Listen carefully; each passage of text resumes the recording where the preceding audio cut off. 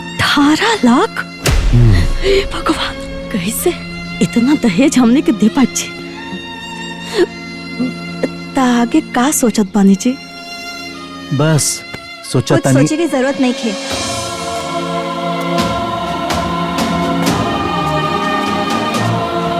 ऐसी का देखे तानी रवा लो, हम कहानी ना कुछ सोचे की जरूरत नहीं खे। सोचे के तो पड़बे करी बेटी। बाबूजी, हम वो घर में बिल्कुल शादी ना करब जहाँ दहेज रूपी दानों पलट होके।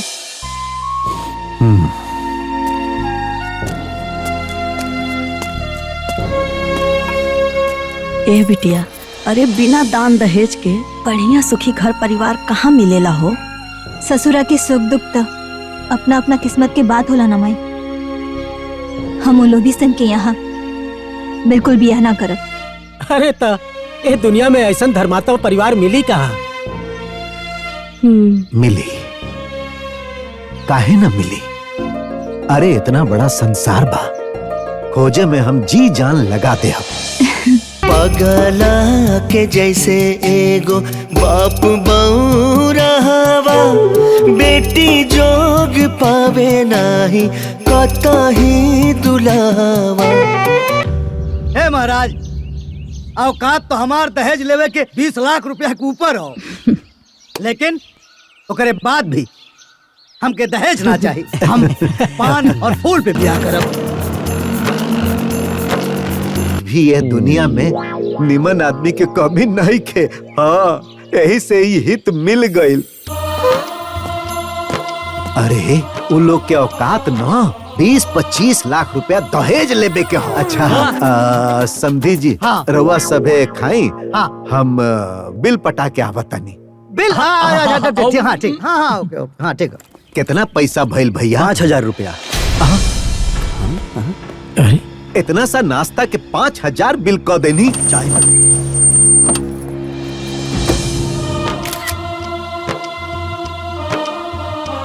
ए समधी जी, ए समधन जी, आज से राउर बेटी हमनी के बेटी पतो तो ना हो गई। तो कितना प्यार से सब निपटा देला, और यही बात के खुशी बा हमरा। बाबूजी, हाँ बबुआ, पेमेंट करवा दी। अरे यो हमनी के देवे के पड़ी का? अरे चुप न रहा माई, इस छोट मोट बात में बोले के का बा? हाँ बबुआ, कितना भइल? 53,000 रुपया।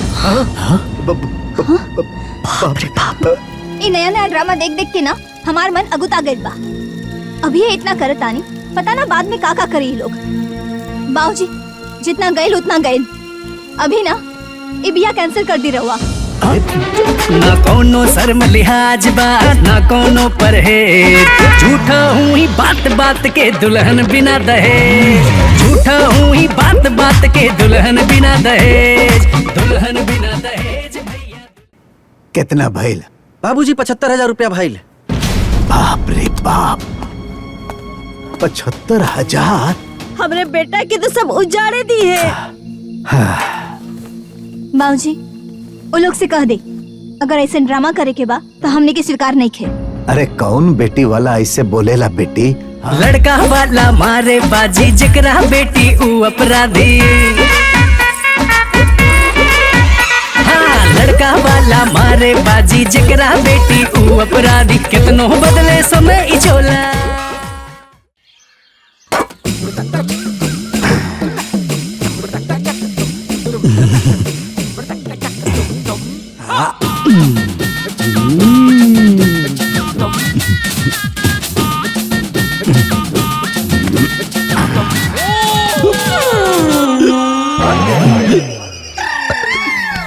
अरे दलिद्रा कहीं का? अरे खंडवा कहीं भागल जाता, एक साथे खा गईला।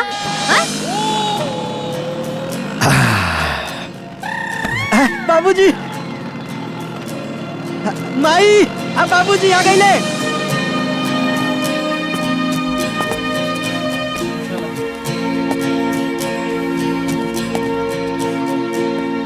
बैठा बैठा, ला ला ला पानी पिया। का भइल जी? 18 लाख रुपया दहेज के डिमांड बा।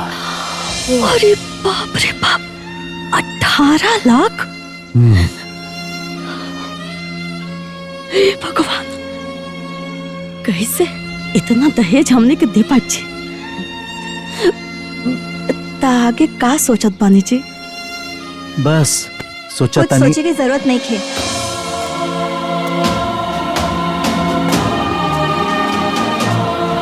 ऐसी का दिक्कत आनी रवा लो, हम कहानी ना, कुछ सोचे की जरूरत नहीं खे। सोचे के तो पड़बे करी बेटी। बाबूजी, हम वो घर में बिल्कुल शादी ना करब जहाँ दहेज रूपी दानों पलट होके।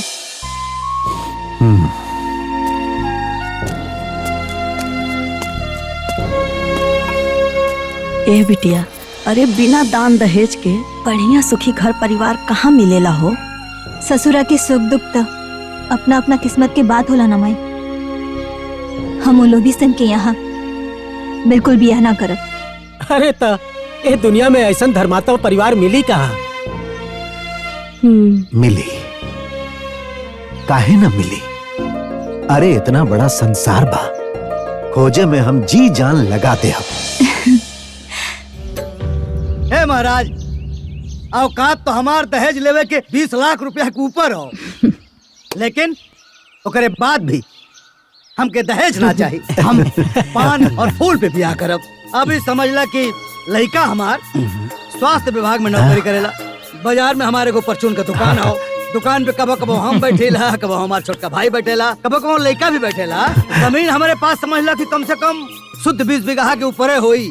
और भैया ऊसर बंजर नहीं के, एकदम उपजाऊ जमीन है, जोते वाली। सलिया भरे में हमके लागत हो कि 4-5 लाख रुपया के हमने राशन बेच देंगे। लेकिन एक बताओ, या जवन खरब बिना दहेज के। हाय देखा, हमनी सब एक साथे बैठ सकेला। हाँ, केहू के कोनो बंधन नहीं खे। मर्द मेहरारू सब एक साथे विचार विमर्श कर सकेला। और ये बाड़ी हमार ननद, ये ऐजा ही रहेली। नमस्ते। और हमार नंदोई मास्टर बाड़े और हमार दामाद इंजीनियर। बाकी रउआ तो देखते बानी, ऐजा कोनो चीज की कमी नहीं खे। बाकी हमनी तो दहेज विरोधी बानी, रउआ तो सुनते बानी। जी भौजी के कहे के मतलब एगो बेटिया अपन बेटियो दी आ दहेजो दी तो बेटिया पर बहुत घनघोर अत्याचार न हो जाए जी। आ दहेज ली हल हमरा घर के लोग के आ हमरा बड़का भैया के बिल्कुल पसंद नहीं है। ऊपर से अगुआ बानी बिहारी बाबू। अब जहाँ बिहारी बाबू बानी वहाँ शादी के कैसे इनकार हो सकेला? ए भैया, राव लड़की और हमार लड़का, रउआ हमार रिश्तेदार, हम आपका रिश्तेदार, रउआ हमारे काम आए, हम रउआ के काम आए।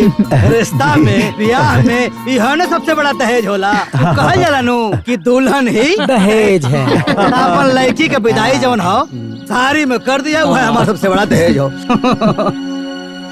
रहुआ धन्य बानी रहुआ। हम 50 दुआरे गईनी, लेकिन केहू आपके विचार जैसन ना मिलल। अरे ए महाराज, जेकरा लगे कुछ हो ना, वो दहेज खातिर भक्का नियन मुंह फाड़ देता। ये बात सही है। और रउआ लगे सब कुछ बा, तब रउआ के दुल्हन चाही, वो बिना दहेज के। सब भगवान की कृपा। हम बहुत खुश बानी हम। हमार बेटिया बहुत भाग्यशाली बिया, बहुत भाग्यशाली। बाकी हमनी के एगो बिनती रहे, हमनी की सारा श्रद्धा पूरा होके के चाहिए। हाँ। अरे जब दहेज में आप 1 रुपया नहीं खिले तो श्रद्धा तो पूरा होके के चाहिए हैं? अरे ना वो कहावत हनु कि लोग अंगुरी पकड़ते पकड़ते पहुंचा पकड़ने लगे। अरे ना, हम रउआ सबन के सब श्रद्धा पूरा कर। अरे भाई साहब, रउआ श्रद्धा ना भी पूरा करब ना तो हम करवा ले। बाकी रउआ हमरा बेटा के देख ली, बाजारे में ओकर ऑफिस भी बा। जी। वैसे भी लड़की के बाप के लड़की के बियाहे से पहले ओकरा के अरे ना जी, हम पूरा तरह से संतुष्ट बानी। अरे रवा सबके जितना तारीफ कइल जाओ कमे बा। अरे भाई साहब, बाकी याद रखे, श्रद्धा और सत्कार में कोनो कॉम्प्रोमाइज ना होके के चाहिए। अरे ना जी, ना होगी। बाकी दुल्हन बिना दहेज के। हाँ बोली। विवेक यही काम करेले। हाँ विवेक? अरे वो वहाँ के एजा काम करेलन। अच्छा अच्छा विवेक। हाँ। जी हाँ। ए विवेक भैया, एक आदमी खोजे आइल बने रउरा के।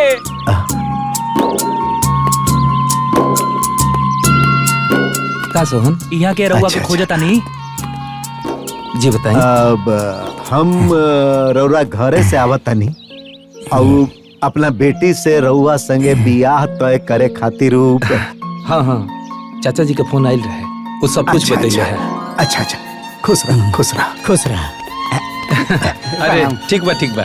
अरे हमरे दीदी के रउआ से शादी होके वाला बा। चली सब है, कुछ नाश्ता पानी कर लीजिए। नाना बुआ उतर और बाबूजी के दबाव रहे कि रउआ से मिल ली तो आ गई नी जा मिले। आप अपन काम धाम देखी, हमनी की इजाजत दे। जी ठीक बा। हाँ, खुश रह खुश रह खुश रह।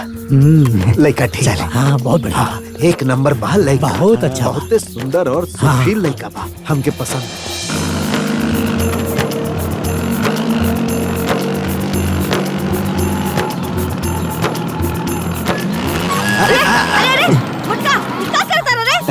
खाता हुए दहेज लाकर नाती कहीं का चढ़ा दिया हमरा ऊपर। मुआ दे बे रोटी में साची हारता। अरे दादा, अरे बाप रे बाप। ए भाई खाना ले आओ जल्दी से, भूख लागल बा। अरे दुल्हन ये भूखड़ के खाना मत खियाइए पेटुआ के।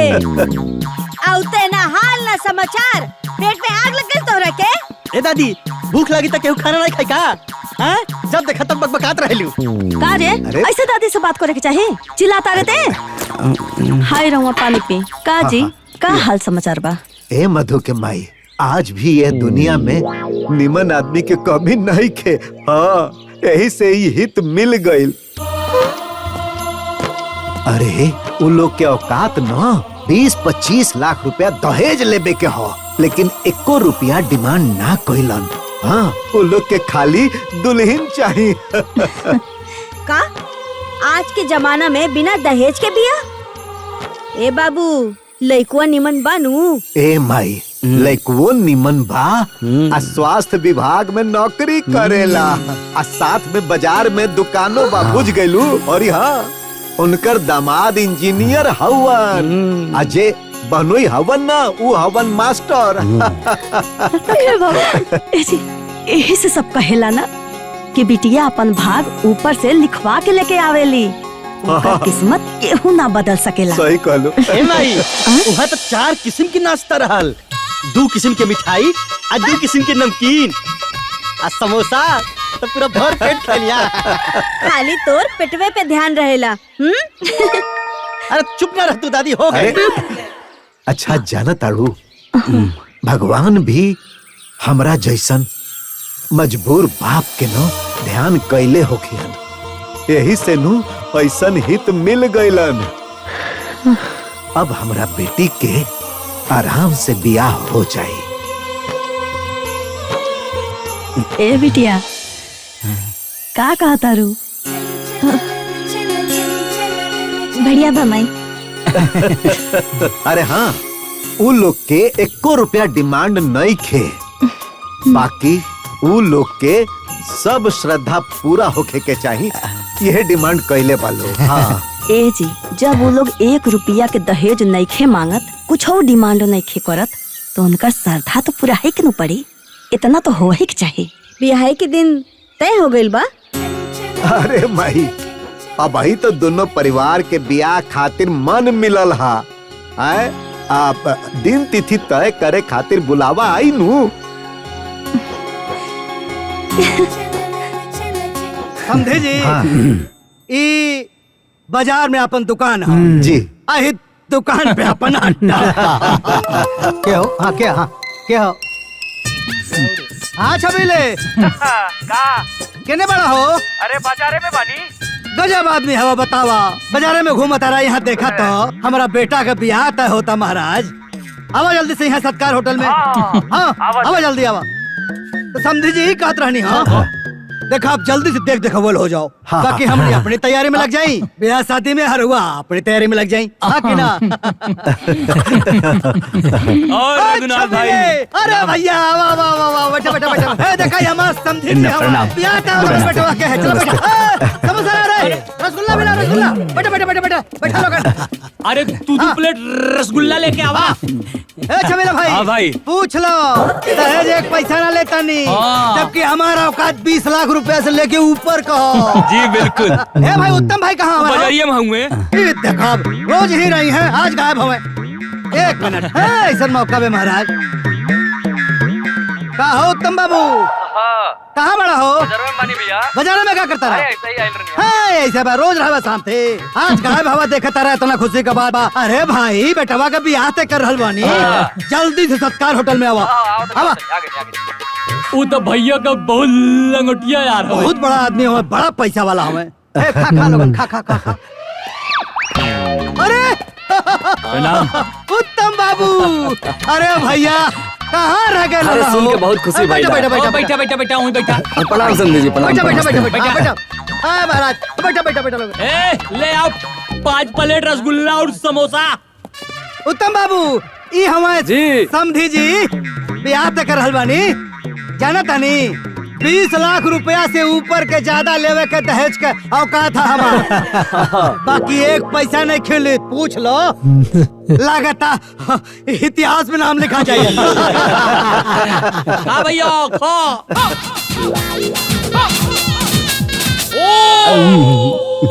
अब आगे के का प्लान बा? अब आगे का क्या प्लान रही? हाँ, अब देखे वाला बात फाइनल हो गया लो ओकरे बाद दिन धराई। समझी जी रौरे कोनो भी चिंता करे जरूरत नहीं के अपन बेटा हम रौरे से पुंत कर दे। ये तो बड़पन बा आपके। अरे समझी जी एक काम करा गाड़ी टाइम से भेज दिया ताकि हम लोग समय से आ जाए। खाई खाई भैया मंगवा ला मंगवा और मंगवा भैया 2 प्लेट और दे। अच्छा समझी जी हाँ। रवा सबे खाई हाँ। हम बिल पटा के आवतानी। बिल हाँ ठीक हाँ ओके ओके हाँ ठीक जी हाँ चला। उत्तम बाबू हाँ जी बराते चले खाओ। हाँ हाँ पूरा अच्छा, तैयारी बाबू। के साथ चला। कितना पैसा भइल भैया? 5000 रुपया। अरे इतना सा नाश्ता के 5000 बिल क देनी। चाहे तो बिल देख लें। ए माई अरे 1 मिनट खातिर ना हमार खून सूख गइल रहे काहे कि अरे 1000 रुपया हमरा लगे रहे। अरे वो तो बिहारी भैया से पैसा लेके इज्जत बचा लेनी। हाँ बाराती बिठौले रहे वो लोग खाना खाई वो लोग मिठाई खाई वो लोग फिर पैसा खाए हमने के भरत। अरे भाई सब करे के पड़ेला। वो लड़का वाला दहेजो तो नहीं खेलेत। दहेज नहीं खिलेत लोग बाकी खर्चा करावता। ए बेटी अरे जाए दे। अरे हमनी के लड़की वाला है सन्नू आ फिर चाय नाश्ता पान बीड़ी में कितना पैसा लागेला। अरे माई अरे वहाँ का तरस मलाई इतना बढ़िया रहे कि हम ठूस के खा लेनी। अरे पेटू कहीं का अरे आधा बिल तो तोरे खैले का भइल होई। ए दादी अरे हम का जानी कि हमारा बाबूजी के बिल भरे के पड़ी यही से हम खूब दबा के खा लेनी है। चुप भैसा कहीं के। अरे जाए दा लोग बाकी एक बात तो खुशी के हाँ कि अब बेटी के देखा देखी हो जाए। सुनी ना कल टाइम से गाड़ी भेज दी। कहे से तब ये वो लोग ना। अच्छा अब गाड़ी अभी हमने के भेजे के पड़ी। अरे भैया समझावा अपने बिटिया के। अरे भाई जब लड़का वाला दहेज नहीं खिले तो खर्चा अपना ही न करे पड़े। ए बिहारी भाई जाए दा बेटी है नू यही खातिर बाप के मुँहे बोल देलस।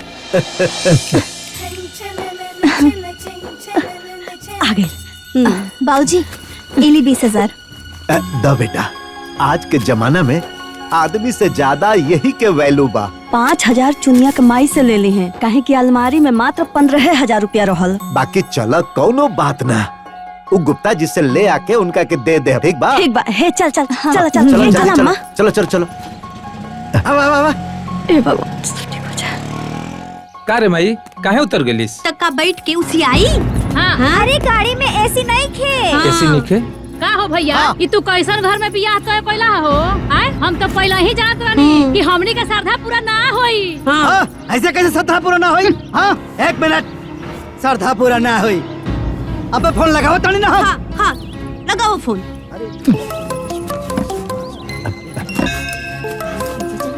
समधी जी का हाँ प्रणाम समधी जी। प्रणाम प्रणाम, बताइए कोनो बात भइल? हमारा औकात 20 लाख रुपया दहेज लेवे के ऊपर कहो, जाना लानू, लेकिन हम कुछ मंगा नहीं रहुआ से। अरे बिल्कुल ना, कहीं ना का भइल। अरे अब का भाई? समझी जी वो कब पहले ही बोले रहनी ना कि शादी में श्रद्धापुरा में कोनो कॉम्प्रोमाइज ना होगी। हाँ हाँ, हम कहाँ कोनो कॉम्प्रोमाइज कोई नहीं है समधी जी। तब काहे नहीं एसी वाली गाड़ी बेचला और ऊपर से हमारा लंबा परिवार एगो गाड़ी बेचले बड़ा वो खचाड़ा।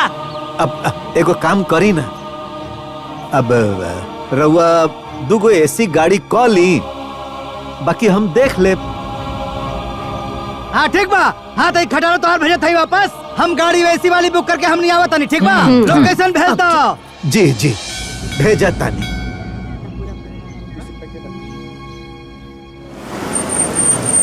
नमस्ते। हाँ चल मंदिरिया में।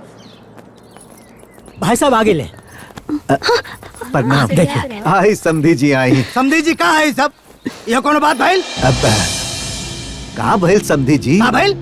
है मारा तो से एको पैसा दहेज मंगनी हम? अरे ना ना, हमनी के दहेज ले का औकात बाकी ना। अब बा ना महाराज। तो रउआ काहे हमनी के मुंह पर तारीख पता नहीं आ?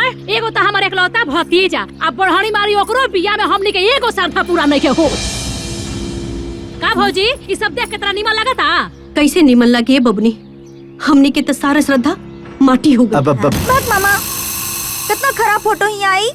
रवा का जानी कहाँ आ गइल बानी मुंह दिखाइया करे। सही ए समधी जी, हम सोचनी हा कि शुभ काम होखत बा तब भगवान के दरबारे में हो जाओ। चुप रहे महाराज, रहुआ हमनी श्रद्धा के बारे में सोचते नहीं थे। ए भैया श्रद्धा पुरावे खातिर नु मन में श्रद्धा भी होखे के चाहिए। इनकर मुंह देख लगता कि कोनो श्रद्धा पूरा करी है।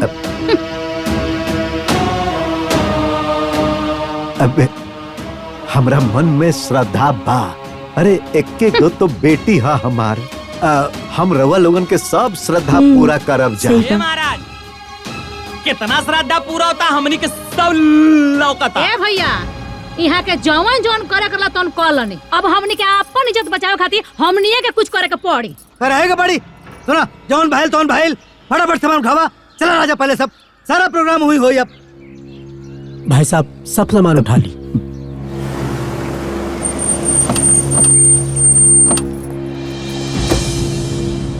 हाँ ले जा ले जा। हाँ कहाँ भाई लोग, सब ठीक ठाक बढ़िया? चल रहे भाई चल। देखी यहाँ गजब व्यवस्था हो, सब अपन लोग आदमी हो। देखा टाइल्स देखा, लाइट देखा, व्यवस्था देखा, मने मन प्रसन्न हो जाला। कहाँ मंदिर में लेके गए नहीं रहुआ? इतना कुछ ना हो, गवा चली जी।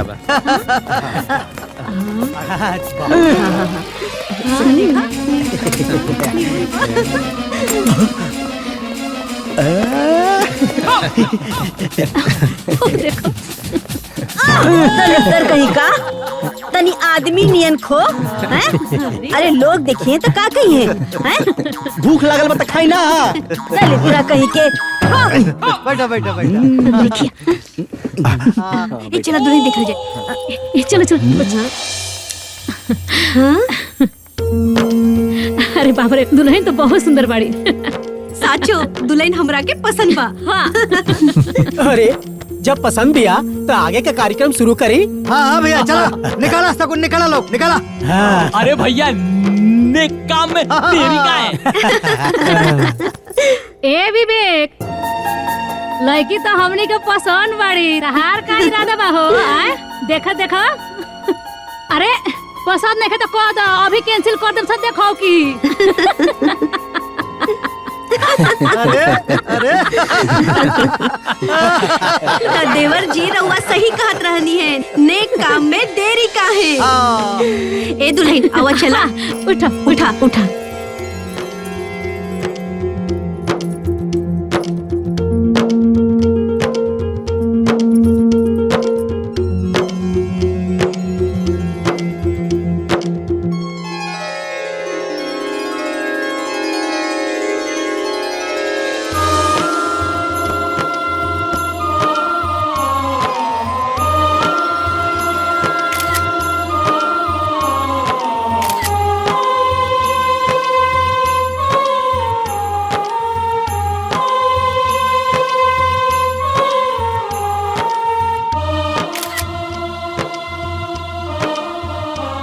ए समधी जी, ए समधन जी, आज से राउर बेटी हमनी के बेटी पतो तो ना हो गई।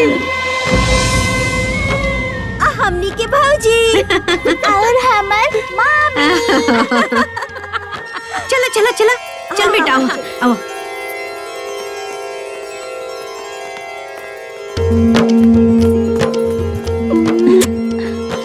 चलो चलो चलो, आओ आओ।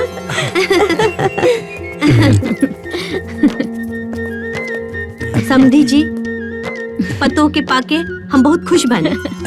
वैसे तो हमारा भैया के 20-25 लाख दहेज लेवे के औकात रहे, लेकिन ओ से कीमती हमने का पत्तो भेटा गई। अरे तो अगुवाई के कर रहल ह? अरे भाई हाँ, हमेशा टॉप क्लास के रहेला। समझे जी? जी मने ये रिश्ता दिल से दिल का बा। तनिको चिंता मत करियो, दहेज वाला रिश्ता ना हो। सुन ली रहुआ हमरा खातिर और हम रहुआ खातिर। ए समधी जी, हाँ। अरे रउआ ऐसा ही अपन आशीर्वाद बनौले राखी तो हम ही सागर पार उतर जाए। अरे समधी जी पार हो जाए ना, समझी पार हो गई। चलो चल। सब बढ़िया से हो गई, यही बात के खुशी बा। हाँ भाई, बाकिर हमरा के तो चिंता भइल रहे कि कैसे होई ई सब। लेकिन बा भगवान, तो कितना प्यार से सब निपटा देलो और यही बात के खुशी बा हमरा। बाबूजी, हाँ बबुआ, पेमेंट करवा दी। अरे इहो हमनी के देवे के पड़ी का? अरे चुप न रहा माई, इस छोट मोट बात में बोले के का बा।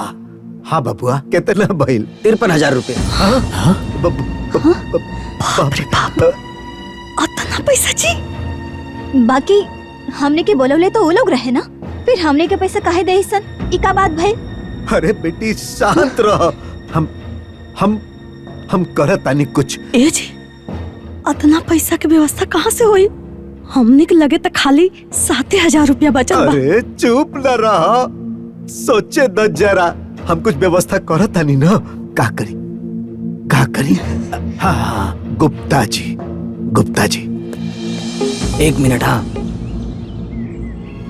हेलो। अरे गुप्ता जी प्रणाम। हाँ प्रणाम। बेटी के देखो कि हो गई बात ठीक से? जी हो तो गइल, लेकिन एगो फेरा में पड़ गइल भला। का भइल बतावल जाए? अब थोड़ा सा बजट बढ़ गइल। हाँ।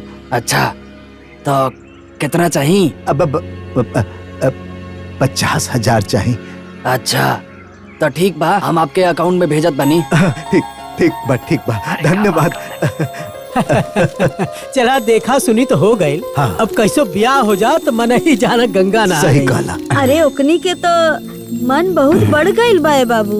अरे अम्मा, लड़का वाले बाड़े इतना छाव तो करबे करी सब। हाँ। एकर मतलब ई ना होला ना कि जुल्म करी लोग। हरदम नया ड्रामा। ई नया ड्रामा देख के ना हमार मन अगुता गइल बा। अभी ये इतना करत आनी, पता ना बाद में का करी लोग। बाबूजी जितना गइल उतना गइल। अभी ना ये बिया कैंसिल कर दी रहुआ। चुप कर, बहुत पकड़ बोला तारी। अरे बियाह शादी हो, 18 गो लोग आवेले, 18 गो नौटंकी करेले, कुल झेले के होखेला। ऐसे बियाह शादी ना हो जाला, कैंसिल कर दा। अरे ये कुल का जनी है नए जमाने के लड़का हमें आए। ए बाबूनी, दूसरे जगह तुहार बियाह तय होत तो वहाँ नगद भी लगत और इहो कुछ सहक पड़त। यहाँ तो कम से कम नगद दहेज ना लगता। और न तका ऐसे ही बेसी कर करके ये लोग इतना ले ली ना कि पता ही ना चली। अब जाए दे बेटी, हमने के बेटी वाला है सन ना।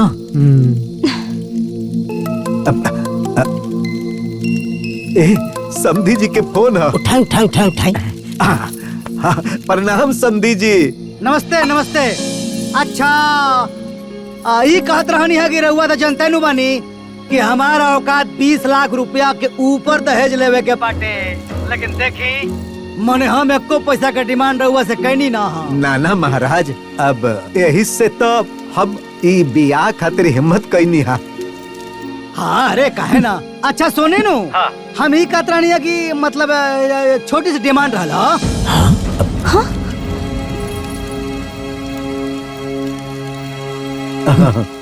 हाँ, अब अब कहीं ना हम जरूर पूरा करब।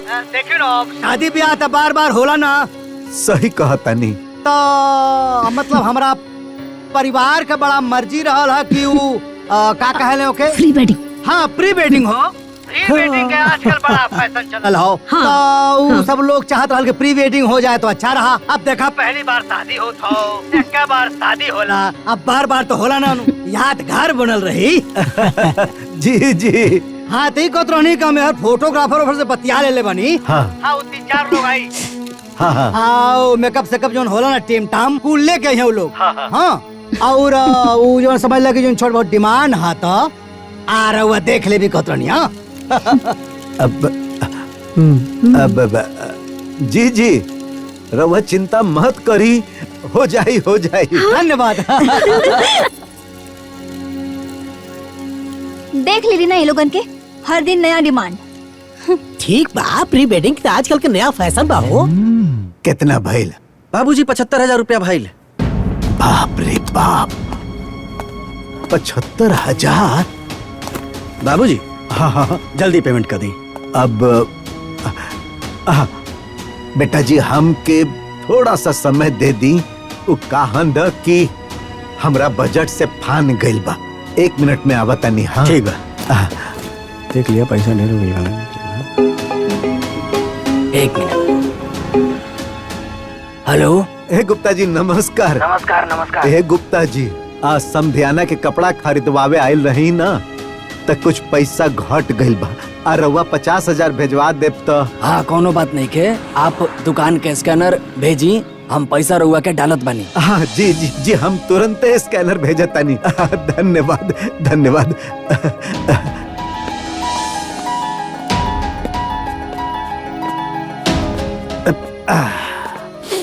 मधु के माई पानी पियावा। हाँ। अरे ई कैसन हितनाथ बाड़न बाबू, हमरे बेटा के तो सब उजाड़े दी है। बाबूजी वो लोग से कह दे अगर ऐसे ड्रामा करे के बा तो हमने के स्वीकार नहीं खे। अरे कौन बेटी वाला ऐसे बोलेला बेटी? हाँ तो का कहल जाए बताई ना। चुप कर, बहुत बोला तारे। अरे शादी ब्याह के घर हो, 10 तरह के खर्चा होखेला। है ले पानी पी। हाँ अब कितना खर्चा बाकी बची? बारात बुलावे खातिर 8 गो गाड़ी भेजे के पड़ी। हाँ? समियाना ह, बैंड बाजा ह, ऑर्केस्ट्रा भी तो बुक करे के पड़ी ना। अरे इस सब का कितना खर्चा बढ़ जाए सन, हमरा तो कुछ समझे में नहीं खे आवत।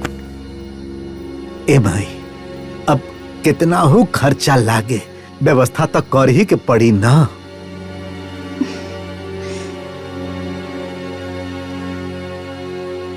ठीक है बा, काल ही चलल जाओ गुप्ता जी के यहाँ। अब तो गुप्ता जी ही पार लगई हन। अभी ले 3 लाख हो गइल बा, और कितना पैसा चाहिए? अब गुप्ता जी 5 लाख रुपया चाहिए। दहेज तो देवे के ना रहल, तो इतना पैसा कहाँ खर्च कर रहल बड़ा? अरे गुप्ता जी रउआ तो जनते बानी, लड़की वाला कितना मजबूर होला। इतना पैसा ऐसे कैसे खर्च कर देनी? अब हम जमीन के कागज ले आयल बानी गुप्ता जी। अरे दा हो।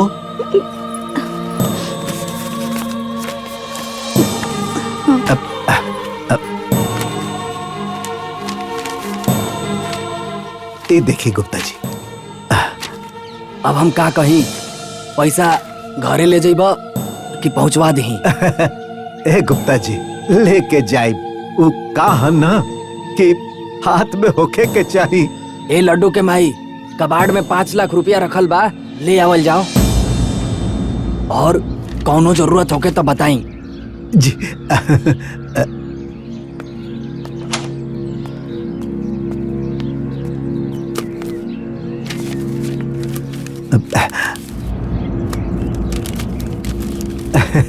जी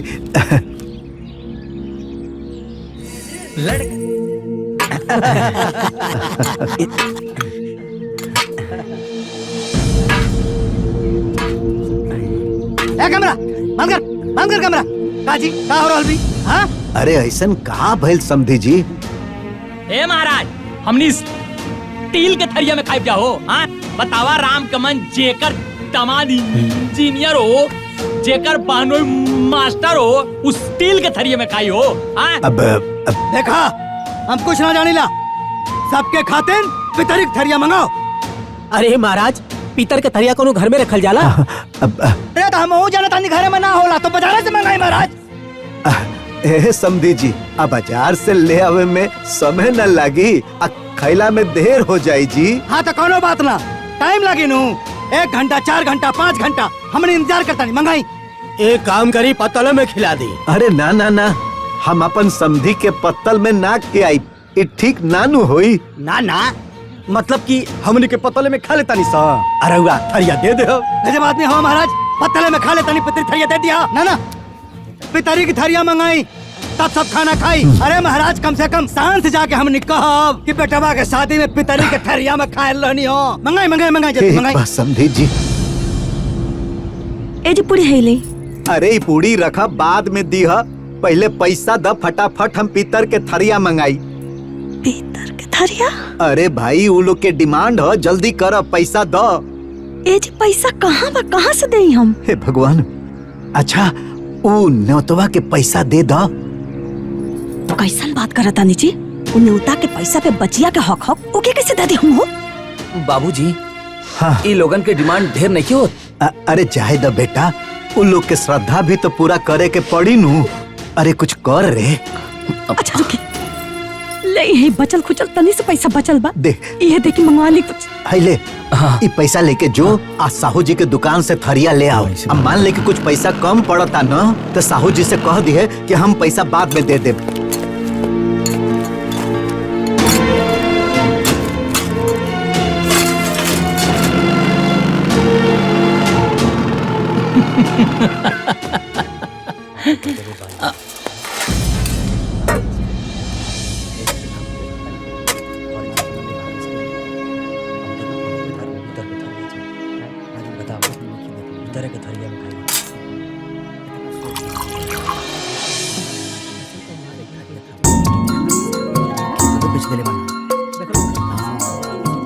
ए समधी जी खाना कैसन बनल बा? आज कहीं भैया राउर काम एकदम नंबर 1 ग्रेड के बा हो। सुनो समधी जी, बोली लोग बंधन मुंह खोलो वाले। सही कहा तारा, कहा है ना कि बात के झंझट न रह जाए। जी जी, अरे एकदम पाई पाई, रवा सबे भोजन पाई। सब बढ़िया से हो गइल नु। अब क्या बात करते हैं। देखी, हमार बड़ी इच्छा रहे कि बंधन खुलाई में हम अपना समधी के सिगड़ी ही दी। हित हमार हवे नु, बहुत दिलदार हवे समधी जी हमार। बाकी समधी जी एगो बात ही कहे के रहल हो, माने मारो हम ना हिलाई, मारो हिलाई हमरे बाहों। का समधी जी हमार माई के बचन दिहले रहे, विवेक के शादी में पाहुन बन। हाँ तो कोनो बात नहीं खे।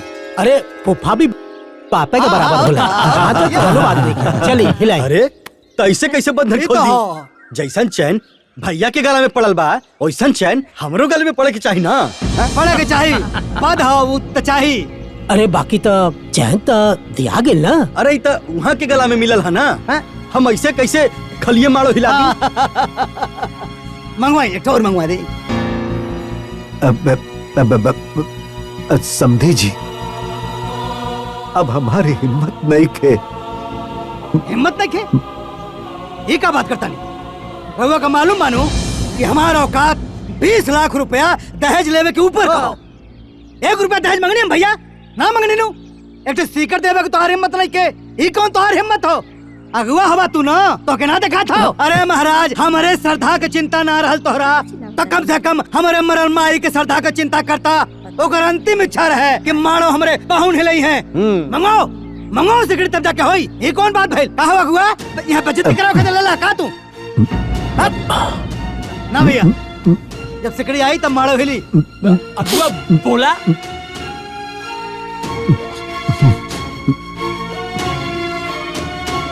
का फर्क काम। पड़ जाएगा हाँ? का महाराज एक से का हो जाए।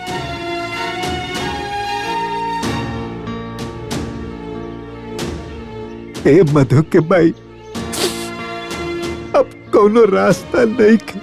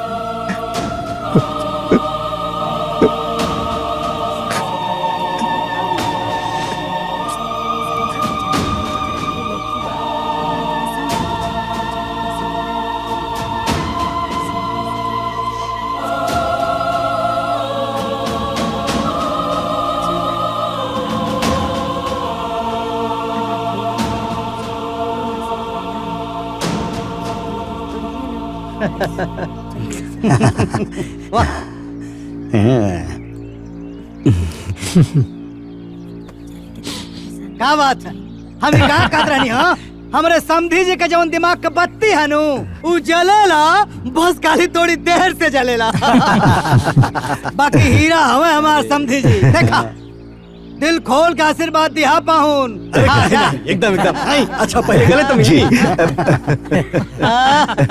क्या बात है क्या बात है चला चला खोला खोला खोला अरे चिंता मत करी हाँ बोलो श्री रामचंद्र की जय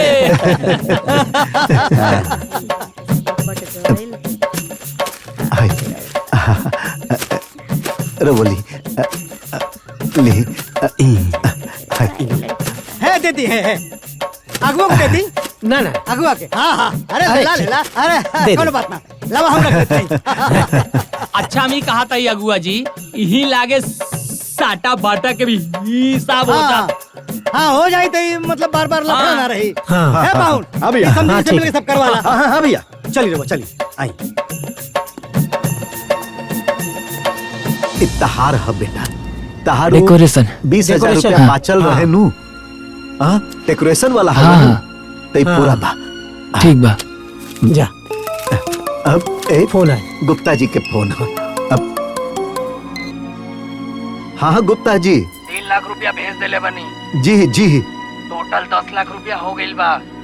हाँ हाँ राहुल 10 लाख हो गइल बा तो हमार मकान उससे ज्यादा कीमत के बा जी ठीक बा ठीक बा जी सबके पैसा दिया गई आ हमरा लगे अब 1 रुपया भी ना बचा चला कम से कम पार तो उतर गया हाँ हम बाहर देखा थे विदाई विदाई के का होता ठीक बा हाँ हाँ ठीक बा ए जी गुप्ता जी कुछ कहत ना रहने ओ का कहिया पैसा देले रहलन ओकरा बदला में एक घर आई जमीन उनके मिल गए हो गए उनकर काम ए भाई हाय देख भी दीदी के फोन आ बता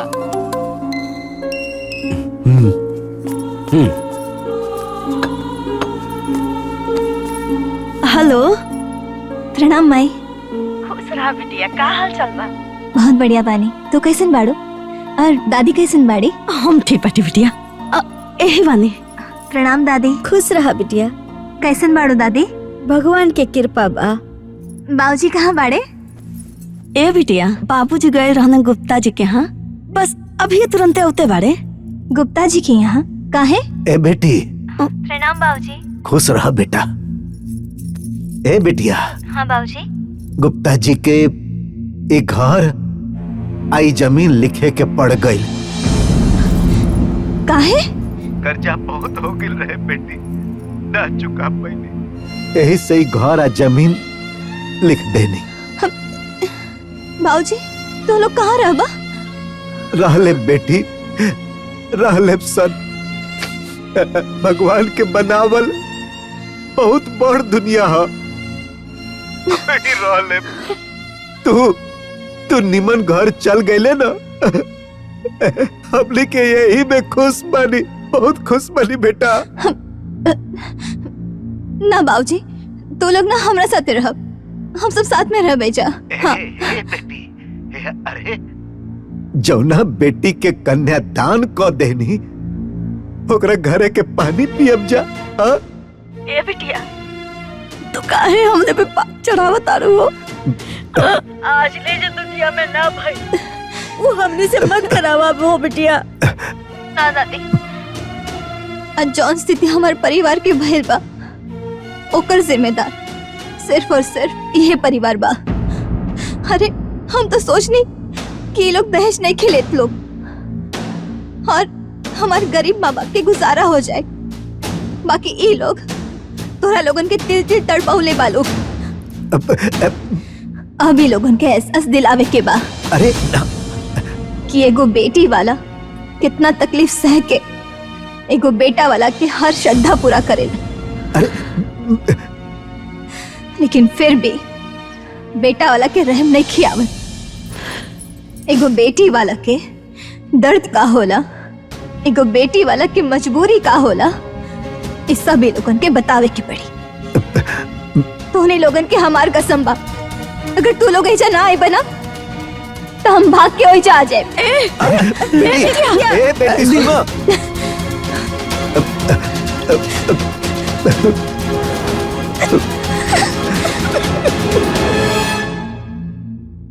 कॉल करें।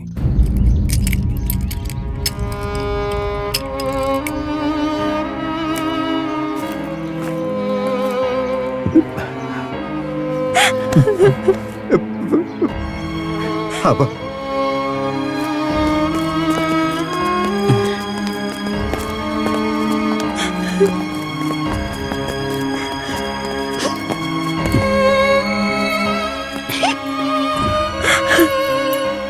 अब रहुआ कहाँ जाए और का करब? गुप्ता जी, अब तो हम ऊ करब जो आज तक कोनो लड़की के बाप न कैलस। अब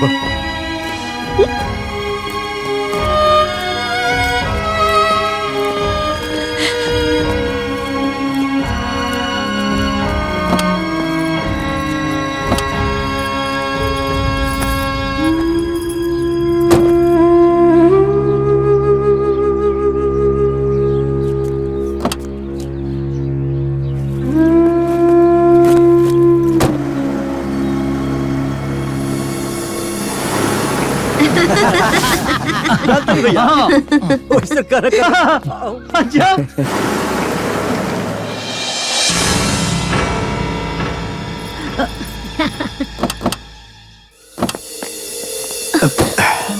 अरे समझे जी। बाबूजी प्रणाम। बाबूजी खुश रहा, प्रणाम। खुश रहा। दादी प्रणाम। खुश रहा, खुश रहा, खुश रहा। अरे समधी आई जी, बाबूजी, आई। अरे ये बताएं, अचानक रहुआ लोग बिना बतौले आ गए लोग, हमारे कोनो खास बात हम समझ नहीं ना बात। ना समधी जी, रउआ कहे नी ना कि चिंता मत करो, आ हम रउआ खातिर बनी आ रउआ हमरा खातिर, तो उहे वादा निभावे के समय आ गइल बा। हम समझनी ना। हम समझावता नहीं ना समझे जी। उ का हन समझे जी, जानते बानी रहूंगा कि बिटिया के बियाहे में हमार घर दुआर खेत बाड़ी जमीन जायदाद सरपस बिका गई। अब हमारा अपन जवान रहल कुल तो खत्म हो गई। बस अब हाई है घर आपस रहूंगे, सब ना अपन बचल बानी। यही से हमने सब राउर चरण में आ गए नी। ए विवेक जी ए बेटा ले जा। हाँ तरी नवा दो। ठीक बा। आई अपने बाबूजी, में पियो जा। अच्छा जाता नहीं जी। आई ए भाई चला। चलो चलो चलो चल चल। हाय माय, हाय बाबू। गाड़ी के भाड़ा दे दा। आई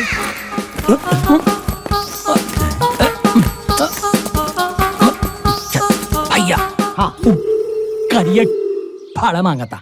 अब भाड़ा मांगा था चाहे ए भगवान, तो सारे पूरे खानदान के हमारे हकला बना देवे। अरे भाड़ा मांगत हो तो पूछ, क्या बताओ कितना मांगत हो? क्या कितना पैसा भाईल? 5000।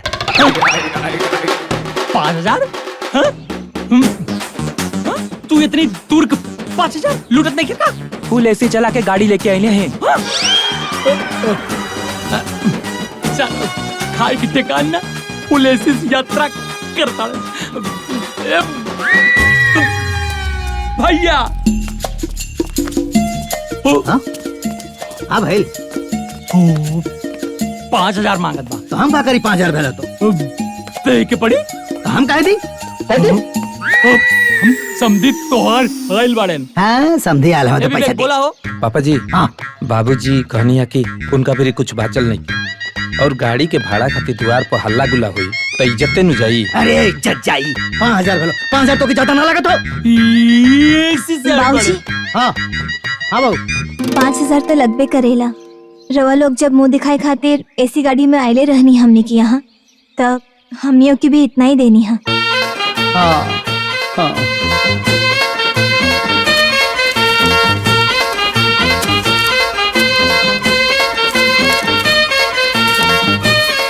ला जाके दा।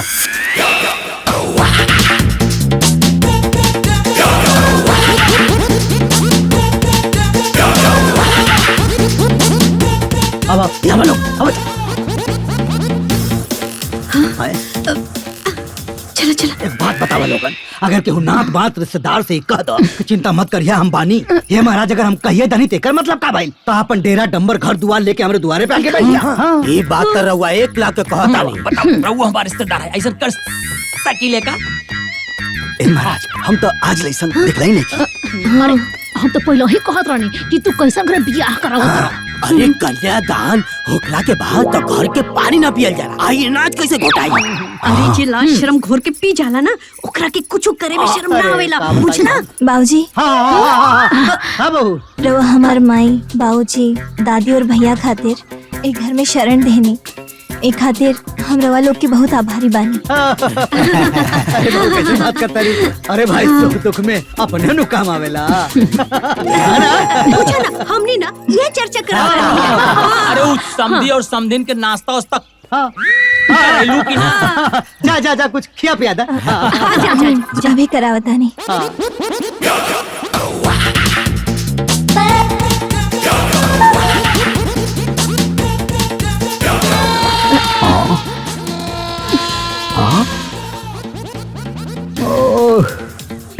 ए विधाता, ये बाप रे बाप। मधु जी अरे हमू कहत रहे कि माई बाबूजी आइल बाड़े तो उनका लोग के खाना तो बाहर से मंगाओ के पड़ी ना। कहे जी? अरे जे कन्यादान करेला वो बेटी के घरे खाना थोड़े खाला। हमरा हिसाब से जब बेटा के माँ बाप बेटा के ससुराल में खा पी सकीले, तो फिर बेटी के माँ बाप बेटी के ससुराल में काहे ना खा पी सकीले? इहो ठीके कहता रू। ठीक बा, जा जा खियाओ पियाओ। जा जी जा। अब तो बियाह शादी कुल बहुत बढ़िया से निपट गईल। और बाबूनी सो अब तो चल जाई हैं अपने घरे। हाँ अब हमार बबनी चल जाइए अपने घरे, बाकी हमार ननद ऐजा ही रही है। जा चाय बना के लावा। ए बबुनी, तोहार ससुराल में सास ससुर से पटेला न का? बुआ जी हमारी दादी ना ऐसे ही मुंह पे सबके बोल देनी, रहो बुरा मत मानी। ए बहन, हमरे बिटिया से खुश बानी नु, बढ़िया से सेवा पानी करता नु। हाँ अरे हाँ काहे ना, हमार पूरा घर छान ले ले बाड़ी, हम बहुत खुश बानी। ए बिटिया मुंह दिखाई में का मिलल? बहुत कुछ मिलल बा दादी। अच्छा माँ जी हमरा के सोना के चेन देनी है और बाबूजी सोना के अंगूठी देनी है, चाचा जी सोना के कान की बाली देनी है और अच्छा। ननन जी सोना के झाला और बुआ जी चांदी के पायल देनी है। ए बबुनी, अरे तोहार मरद के हमार बेटवा बंधन छोड़ाई में सोने का चैन देलस और वो हमार पतोहू के गले से उतार के, और तू हमरे पोती के चांदी के पायल देलू ह।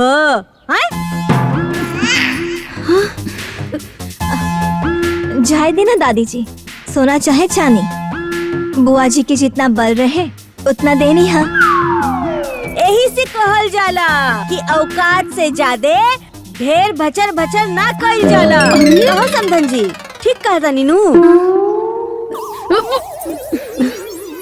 ए समधन जी, अरे बोला ना, ठीक कहता नी। हाँ।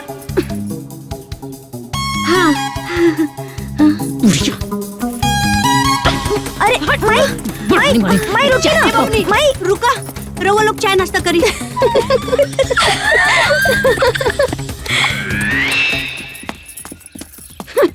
माई ए बबनी रुका।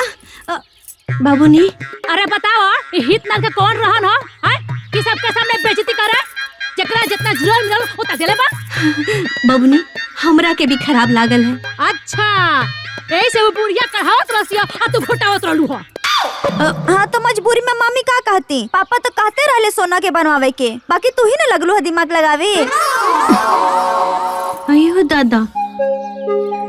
हाँ बबनी,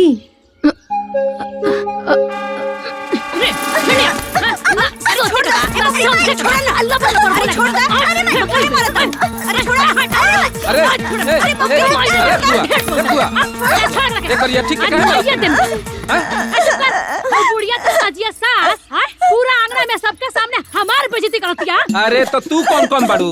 मालूम है फटर फटर बोल के वो लोग के बेइज्जती करत रहू तो उ ठीक रहे। लगला ससुरारी का तारीफदारी करे। ए बेटा जायदा, शांत रहा ना, शांत हो जा। चल चल चल सा हमार दिमाग चल झुका लड़ाई में केसरिए कइले भी है। बाप रे बाप, ये कहां से अखोर बखोर आके आंगना में बस गली से होता था। जी नहीं चली खाना बन गई है, खाना खाई लोग। चला ए समधी, चला खा लोगन। चला लोग, चला।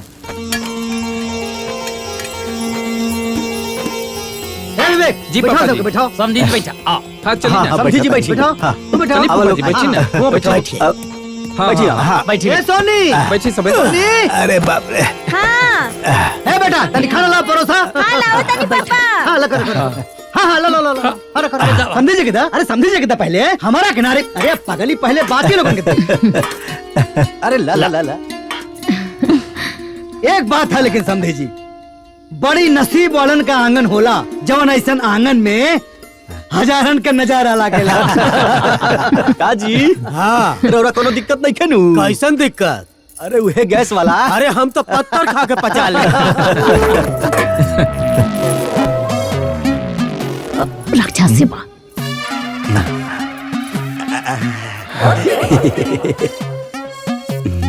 ए बाबुआ, इतने बड़े थरिया में खाला का? जी चाचा जी, ये थाली में खाए लन। अरे तो कोनो बात ना। खाए दा चाहे जो थारिया में खा, चाहे तो पेटुए में नू। चला शुरू कर। अरे महाराज, अब पहले रवा शुरू करी ना। अरे रहुआ तो शुरू कर दे ले, अब रहुआ करी। तो शुरू कर जाओ। बोलो रामचंद्र की जय। हाँ।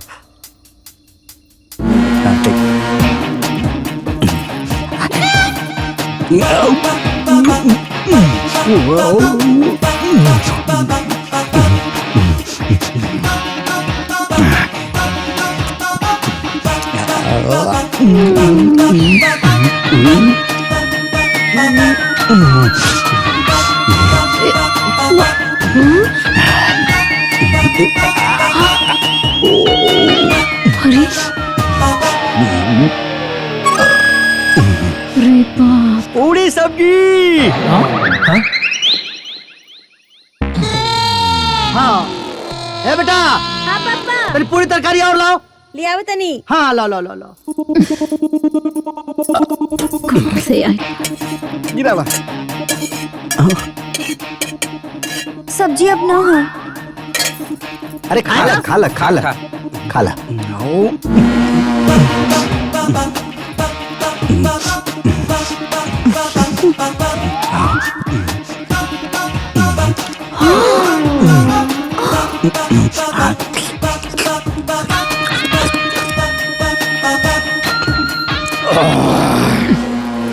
थोड़ी सब्जी और चाहिए। हाँ?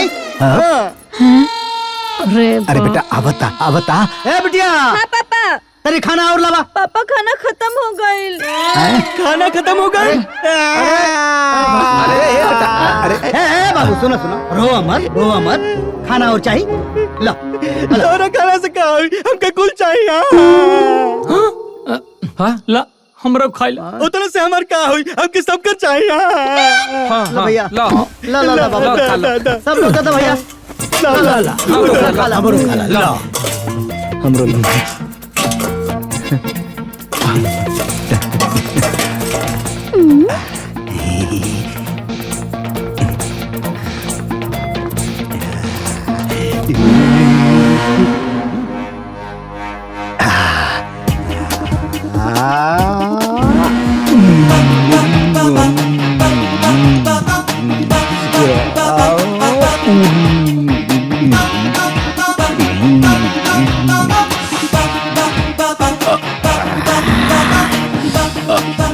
बाबूजी और खाना खाई भा। अरे अरे भूजी अरे हाय ले बेटा हमरो ले। हमारे उतने से का हुई? का समझी जी, खाना तो खत्म हो गई। समझी जी, अरे हम राउर पूरा बारात के खाना खियानी हा। अरे हुआ हमारे को लड़का के भी खाना ना खिया पौनी। रउआ से ही उम्मीद हमरा के ना रहे।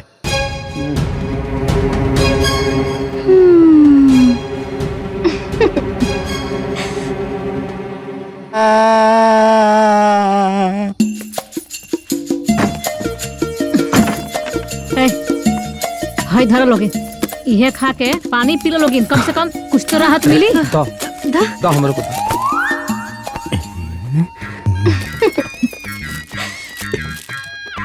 ये कहाँ से बच गए रहे? यहाँ ले जाकर देता सारे का ठोस है। बतावा हमार सार खात रहे, आधा नीचे आधा ऊपर, विभत्स दृश्य रहे ससुर। अरे इंसान के काला हाथी हो। हमरा के बुझात रहे कि जैसे ओकरा के कोनो भूत पकड़ ले बा। अरे ए भौजी कोनो भूत नहीं थे, अरे ओकर पूरा खंडोलवा राक्षस बा। ओ तो सरवा हमनी को उपवास में डाल देलस। उपवास?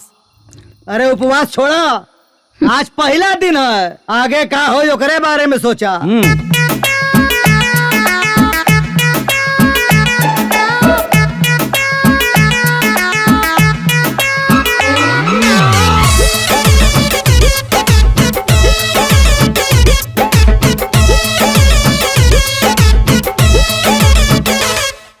जावन मन में होखे ऊ मन के बतिया कहा, अपन घर समझ के असर पासर के रहा।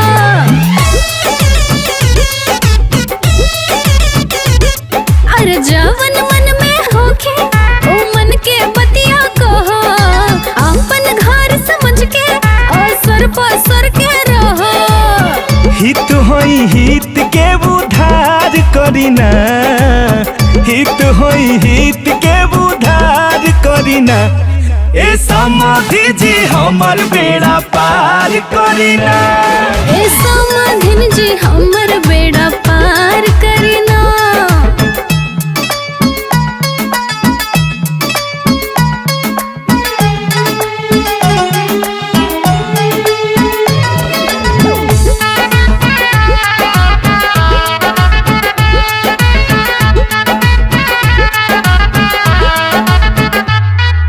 जिन मन कर खुद जिन मन कर फन बाबूजी, हमरा ससुरवा के अपन घर मन बाबूजी। ए समधि जी सही बात बा। अरे हाँ समधी जी बिल्कुल सही बात बा। खाइल जाओ पियल जाओ ऐस मौज कैल जाओ हमनी के, ऐस मौज करके जिमत वाला भइल जाओ हमनी के। भर पेट देके उपकार करीना, भर पेट देके उपकार करीना। ए समाधि जी हमर बेड़ा पार करीना, ए समाधिन जी हमर बेड़ा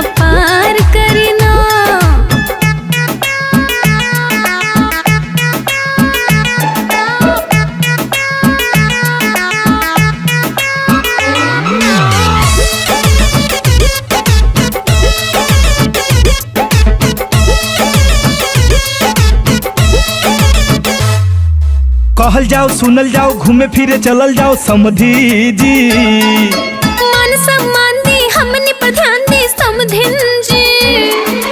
ए अम्मा जी बुझनी का जी। ए जी बहुरिया अरे बुझ गई नी जी।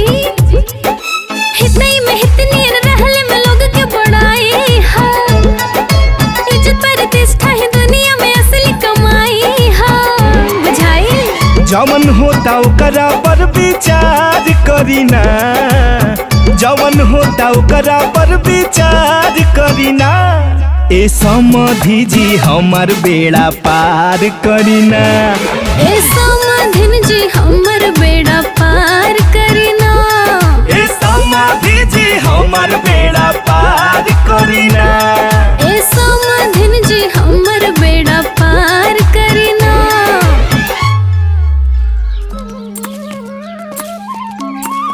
बाबूजी हाई खेतवा जोन जोतल है ये अपन है का? ना ना बाबू।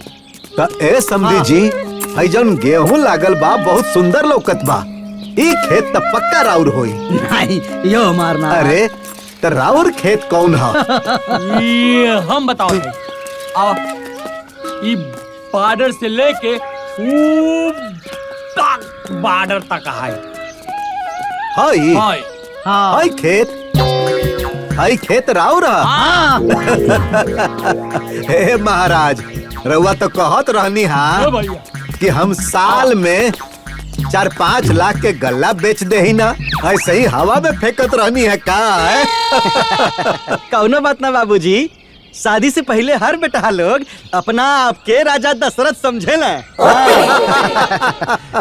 अरे रे रे रे समधी जी अरे होला होला कौनो बात नहीं समधी जी। शादी ब्याह में थोड़ा बहुत झूठ फूट हो जाएला। अब कौनो बात ना। चली चली चली चली आई चली। आई आई आई आई।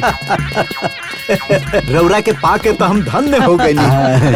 अरे आई आई आई आई आई आई। हे समधी जी हाँ ई उहे होटलिया हनु है जहाँ राउर अड्डा रहे हाँ। याद बा? अरे पहली बार ही मिलल रहनी हमने। उहे है वो हमारे परिचित का भैया। तो एगो काम करी नु बताई। चली पुरान याद ताजा कल जाओ। अरे है ना आवा। चल चल आई बिल्कुल आई आई आई आई जी। इधर राउरे दुकान और राउर अड्डा। हाँ, बैठी ठीक है। बैठी बैठी। ए भैया एक प्लेट में दू गो गुलाब जामुन आ कचौड़ी ले आवा। ए समधी जी खैला पियला में कोनो कोताही ना होके ना के ना चाहिए। सवाल ना उठा। खाल पियल दे है ना बाबूजी। अब मालूम बा समधी जी रौरा से जौन अपनापन मिलेला नु कसम से मजा आ जाला। चीता के बोलावो तनी। हेलो हेलो चीता कहाँ बाड़ो? अरे यही बाजारे में। अरे जा मर्दे तू बाजारे में बाड़ो। हम अपना समधी जी के साथे सत्कार होटल में आयल बानी जा। तू मार्केट घूमताड़ का मर्दा जल्दी आवा। अच्छा आवा तानी आवा आवा आवा। खा बेटा खा है ले ले ले ले गौरी ले पकड़ पकड़ पकड़ पकड़। खा खा। बढ़िया बा का स्वाद बा। अरे वाह वाह वाह वाह। ए समधी जी ये हवे हमार चीता पहलवान। हाँ, देखते हैं। बैठा बैठा बैठा बैठा बाबू। खायल पियल शरीर लागत हो। ए बबुआ अरे और ही गुलाब जामुन कचौड़ी ले आवा। और हाँ एगो दूगो ना 20 गो रसगुल्ला ले आइयो। अरे चीता ये हमार समधी जी हवन बुझला। हाँ नमस्ते नमस्ते। द भैया द भैया। ला ला चिता बाबू खा पहलवान ना हुआ। बाप रे बाप।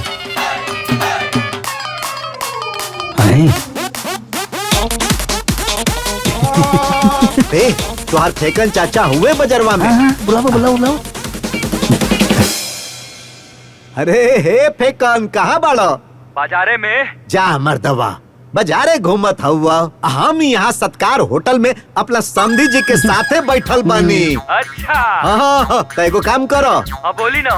जल्दी चल अब समधी जी से मुलाकात हो जाई। अच्छा ठीक बाबत है। हाँ हाँ अब ये जे फेंकना हानू, अरे गांव भर में का कहीं एक जुबान कहनू तो 10 गो 20 गो 50 गो लड़का लेके आ जाला। हे भगवान, हे दादा, ए समधी जी, 4 गो पहलवान के चाप के ऐसे ही ढहा देलाई। तू खा खा। अरे खा खा खा, चिता खा। अरे और 20 को ले आवा भाई। हे भगवान।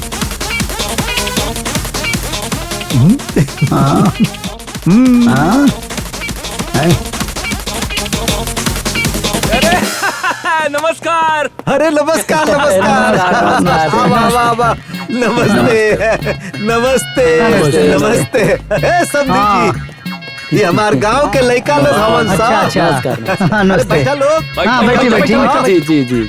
अरे भैया, इन लोगन के भी गुलाब जामुन कचौड़ी परोस। द भाई द द द द गरबा गरम कचौड़ी भेजा। द द द द सबके द भाई, द द।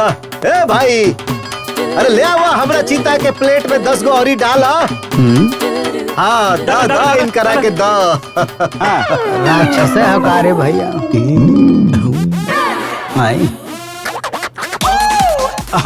अब ए समझी जी, आप तनी बिल दे के आइल जाओ। हाँ हाँ हाँ, भैया पे ला। अरे खा, जी भर के खा।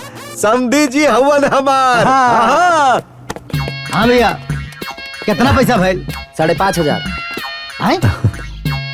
नाश्ता के 5,500? हरुआ काहे चौंका नहीं? आपके समधियो जी के तो 5,000 भई रहे। हाँ, सही कहताड़न समधी जी।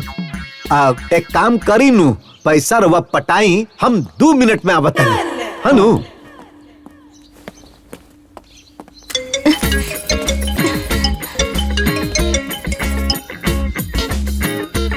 हाँ बाबूजी, कैसन दृश्य रहला हो जा। अरे बिटिया, नानी याद दिवा देनी। हाँ बहुत बढ़िया। अरे बिटिया, का कहीं पैसा गिनत रहला नानू तो मन एकदम चोखा हो गइल रहे।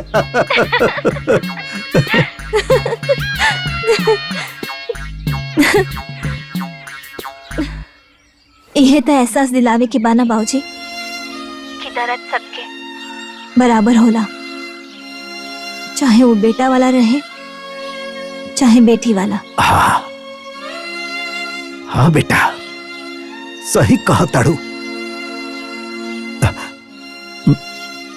ठीक बा बिटिया, रखो तनी।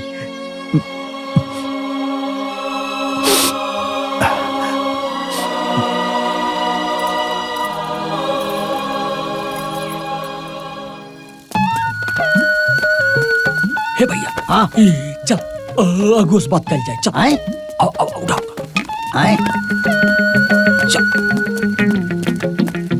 लगा।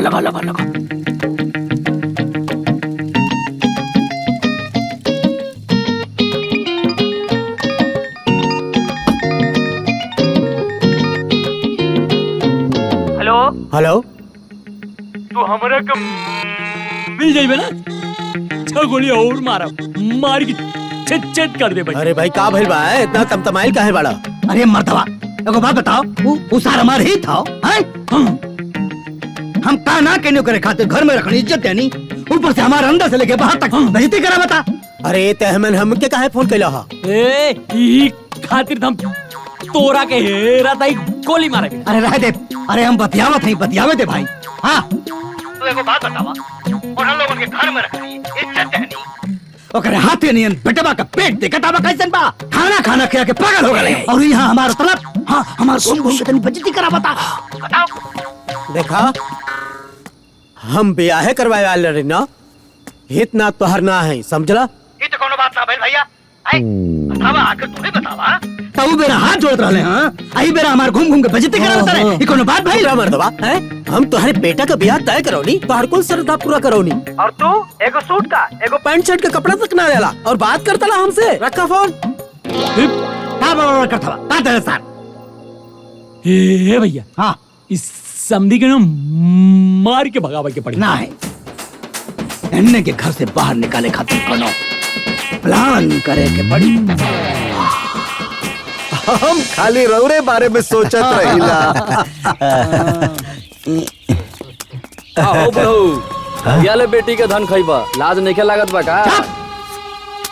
अरे समझी हमार घरे हमरे रहत हमें खात हमार हमें तो हारे रे करेजा काहे फटता। अरे ऐसा बेशरम कौन बेटी के बाप होला? ए मुआदेव सारे अगर बेसी बोल बता। ये सब चल ये सारे लोचा हैं चल।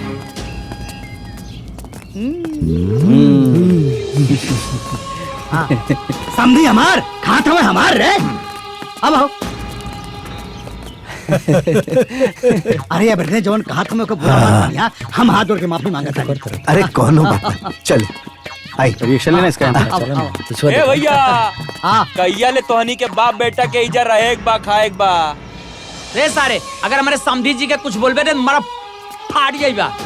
तोरा सीना में कौन मुंह डर रहा रे? तू अपने समधी के गर्दन में बेशरम के बोर्ड टंगवा दो। अब जाना तो मारब रे। अरे तू 1 फुट खावा 2 फुट के हो जाइबा। बात किन के पूरा मत हाँ चल हट। मारा सराव गिरा के तोके। ए बेटी अब तक गांव वाला लोग भी हमनी के ताना मारत ताड़े। हाँ दीदी अब तो बड़ा लाज लगाता। अब तो पूरा गांव वाले यही कहता रहा कि बेटी बहन के घरे कबले बैठ के खाई हंसा। ए बिटिया तू हमने के यहाँ से चल जाएगा। तू होता। अरे हम सबके नाम इतिहास में लिखा जाए।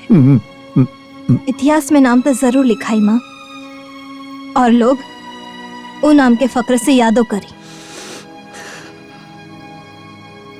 अगर रवा लोग ये लड़ाई से पीछे हट जाए तो हमने के अपना मकसद में कामयाब ना हो पाए। हम देख ले बानी रवा लोग के वो पल पल की तड़प और वो दर्द हमरा दिल से नहीं खींचात। ये लड़ाई वो हर बेटी वाला खातिर बाटे ताकि फिर कभी केहू के घर ना बिका। रवा लोग हमारे साथ दे। ए बबुनी केहू कुछ भी कहे यहाँ से कोई ना हिली। तू चिंता मत कर, तोर जोन मन करे वैसे ही एकनी के तबला बजा। बाकी हम सब यहाँ डटल रहब सब। हाँ दीदी हम साथे बानी।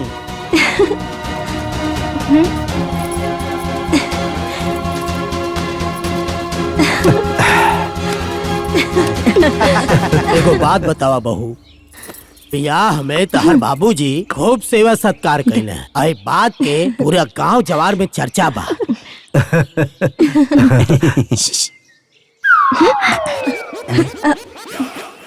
अच्छा बाबूजी ननन जी के शादी में राव आदर सत्कार ना भइल रहे का?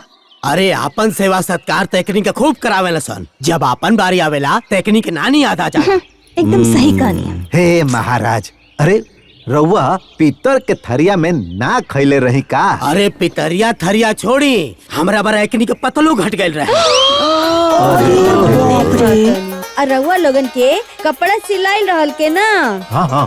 अरे हमार कपड़ा तो छोड़ी हमारा बेटा के 3 पीस तय रहे, लेकिन 2 पीस मिलल। 2 पीस दहलसन और हमरा के धोती दहलन जौना के कोरी ना रहे। बहुत गलत भाई।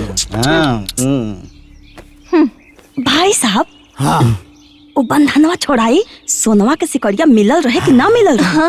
हम बताई ना। कड़ी तो तय रहे लेकिन आज तक ना मिलल। पूरा बुड़बक बना के हमरा बेटा से बियाह करके हमरा के बुरी तरह ठग लेहला। ये तो बहुत गलत भइल। अच्छा बाबूजी हाँ और काका तय भइल रहे? छोट मोट सामान तो छोड़ा दुल्हन, शादी में 4 चक्का तय भइल रहे। 4 चक्का के जगह 2 चक्का देले सन, वो मार्केट के सबसे 3rd क्लास के। 1 नंबर बुड़बक बना के हमरा बेटा से बियाह कर लेले सन और हमरा के ठग लेले सन। अच्छा बाबूजी अब वसूली ना है ना?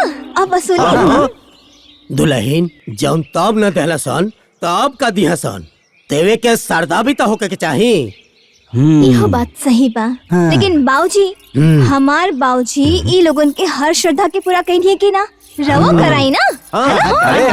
कराई। हाँ कराई ना। कई लोग हमार बाबूजी से जौन जौन चीज मांगले रहनी, हमार बाबूजी हर चीज देनी है। अरे उसे बढ़ के देनी है। तो वो मांगी मांगी मांगी हमारे ससुराल के ना परिस्थिति आज बहुत अच्छा बा। हो गई केहू के पल्ले करोड़ों होखी, मगर बिना मांगे केहू देवे लगा हो समझी जी। सही कहानी है दादी, केहू ना देला। कहावत अब कहावते रह गई भाई साहब। जमन लोग कहत रहे बिन मांगे मोती मिले, मांगे मिले न भीख। अरे आज के जमाना में बिन मांगले एक गिलास पानियों नहीं के पूछत छे ना मिली। सही कहली। अरे मांग ली समधी जी, मांगी मांगे के तो हम कई बार मूड बनौली, बाकी हमार बेटवे नानुकुर कर देवेला। बाबूजी हमार गोलू की जीजा कब अपना बाप चाचा के सामने कुछ बोले ले का? ना ना ना रवा कहे सुनता नहीं जी। अरे बाप बाप होखेला, बेटा बेटा होखेला। अरे समझाई ओकरा के बढ़िया से। आ जदी ना सुने नु तो देव दुगो थप्पड़ मिला के। हाँ और बाबूजी एक बात ना याद रखिए, रउआ अपना हक खातिर लड़े जाता नहीं तो पीछे बिल्कुल नहीं की हटे के। ना दुल्हन, अब तो पूरा बकाया वसूलबे करो। आती है तो इनकर बाप। काहे समझी जी, कहाँ रहला हमारा आज? यहाँ रस मंजरी पर रस मंजरी खत्म हो जाता हो। बैठा बैठा बैठी बैठी रुका, हम बैठे लेके आए, हम सीरियस मैटर पे बात करे आयल बानी। अरे महाराज आज तक बहुत सीरियस रहनी जो बात करब। यह तना सीरियस रहला के तू लोग फायदा उठेला लो। का बात हो बाबूजी? ए चुप रह, जब बात हुई तब तोहरो समझ में आ जाई। समझे जी? हाँ। एक बात बताई, बोला रहुआ अपना बेटा के बियाह कैली, और श्रद्धा पूरा भइल, तो हमरो श्रद्धा पूरा कर दी। कौन श्रद्धा हो भाई? ए भैया समधी जी का लगा तब बियाह करे के मन करा। ये उम्र में महाराज देख लो, रहुआ लोग मजाक के मूड में बाड़ी, लेकिन हम मजाक के मूड में नहीं थे। हमरा यहाँ रहुआ बियाह कैले रहनी, तो 4 चकवा तय कैले रहनी, दहनी मोटरसाइकिल, हमरा के कुर्ता धोती तय कैले रहनी, खाली कुर्ता दे दहनी, सिकड़ी तय कैले रहनी, सिकड़ी न दहनी। बताई हमार श्रद्धा पूरा करी। बाबूजी इतना दिन बियाह भइले हो गई और तू ये सब का शुरू कैले बड़ा? तो चुप रह, आज तक इनकर बेटा दहेज के बीच में बोलल बड़न, कितने बोला ताड़े? एक मिनट बात खाली चैन को है ना और गाड़ी का। एक मिनट अरे रुका महाराज, हला तो के चैन देता ही। ए विवेक निकाला घर से गाड़ी उनके दे दा। हाँ ए समझी जी का भाई? अरे केहू से लेके केहू के दिहल, ई कौन से चालाकी बा? अरे हमार बेटा बड़ी मेहनत से हमारी पोती के लिए बनौले ह। अरे तू मेहनत कई के अपना बिटिया के खातिर बनाई। ए हमें तेला बेला में पड़े वाला नहीं थे, हमरा चाही त चाही, नहीं तो राउर बेटी यही जा रही। ए तोरा के जाए को जा पिटिया में मान ना जाई है। ए खाली बेटी दबाव ना। ए तो चल। अरे ऐसे कैसे जाबा? जाके दिखाओ। अबे कर, रोक के दिखावा। रोक के दिखाओ। हां चल निकल निकल।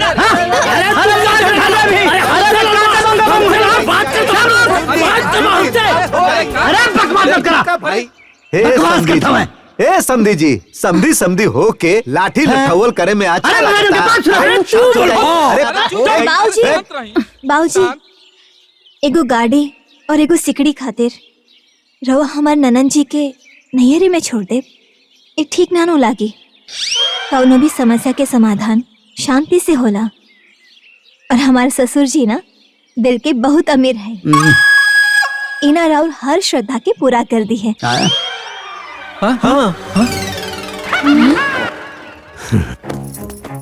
दुल्हन बैठ रहा कौन जरूरत रहा ही कहे के की जवन लेवे देगो के हम कुल पूरा कर दे। ओ बाबूजी अगर दोनों समधियन के बीच में लाठा लाठी हो जाए तो का प्रतिष्ठा रहे? अब बताओ।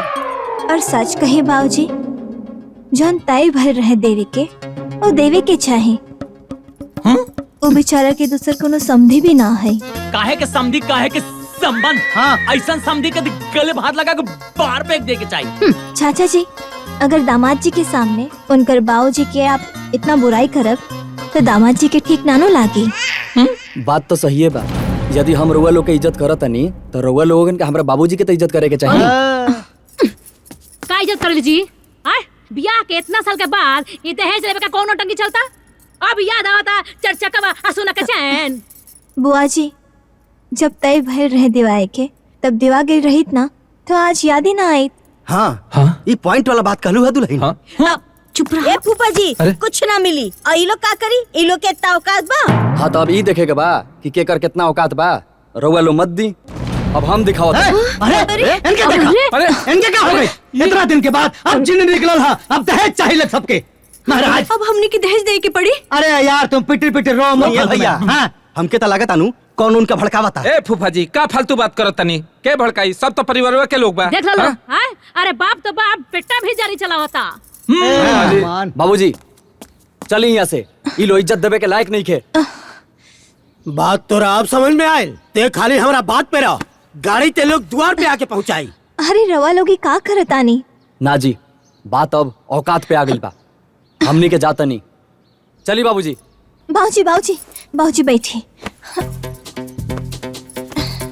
बाबूजी यदि रवा लोग ऐसे से चल जाए ना फिर कुछ दिन बीती, फिर ओकरा बाद परिवार की याद आई, फिर ओकरा बाद धीरे धीरे करके ना सारा मामला ठंडा हो जाए।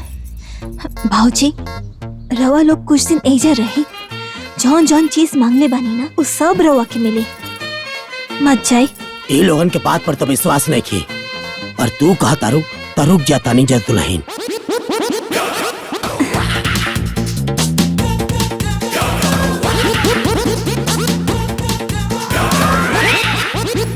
मन तो यह कह रहा था कि उठाई लाठी और दौड़ा दौड़ा के समझे के मारी और मार मार के भगा दी। कहो महाराज शादी के इतना साल हो गए, दहेज के भूत अब चढ़ल है इनके। गजब आदमी हो यार। तू का सुसुक सुसुक के रोवा तारू? एक तो लोग खुद हमारा दिमाग खराब कर ले आवे, ऊपर से तू सुसुक सुसुक के हमारा दिमाग और खराब मत करा भाई।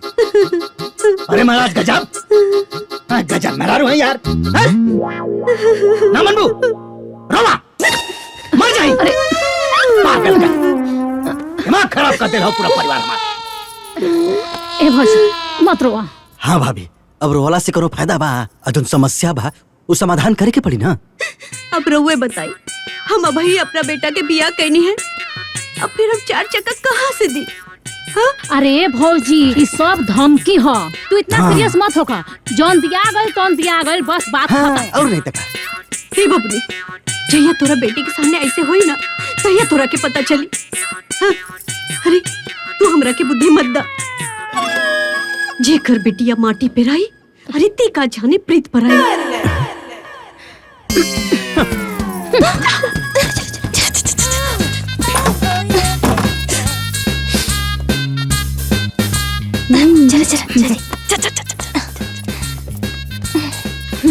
आज पता चल गई कि केकरा मन में केकरा प्रति कितना मान सम्मान बा। देखनी भौजी केंगा बोली हो?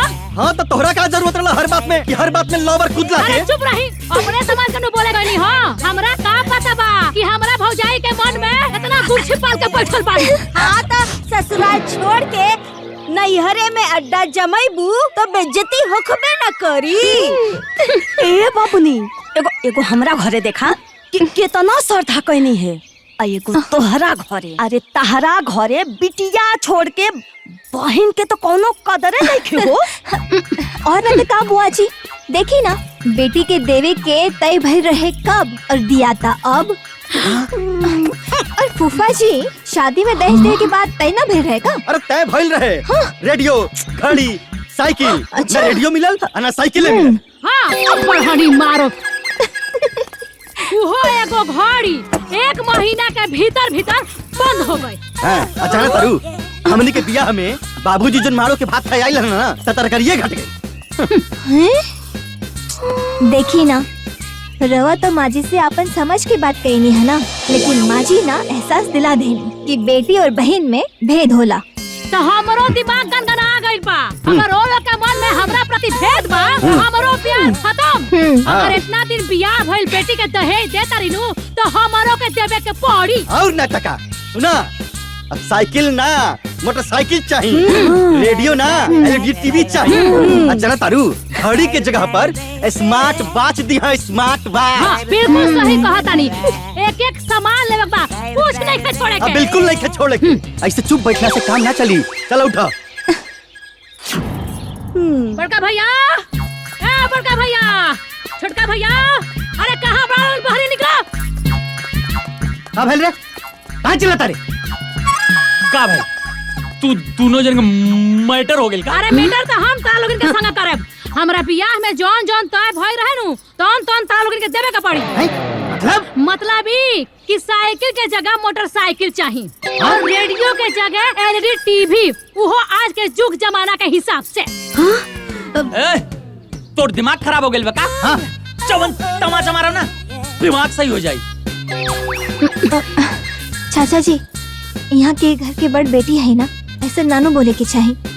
अरे ना ना बोले दा तनी हमहू तो देखी कि हमरा प्रति इनका लोग का मन में कितना गुरु ही भरल बा। अच्छा, अरे तोहनी ना हमरा बेटी दामाद के देख करके देखा देखी करा ताड़ा पटीदारी करा ताड़ा हमरा बेटी के साथे। अच्छा, तेरा बेटी के देख के पटीदारी करता नहीं आए?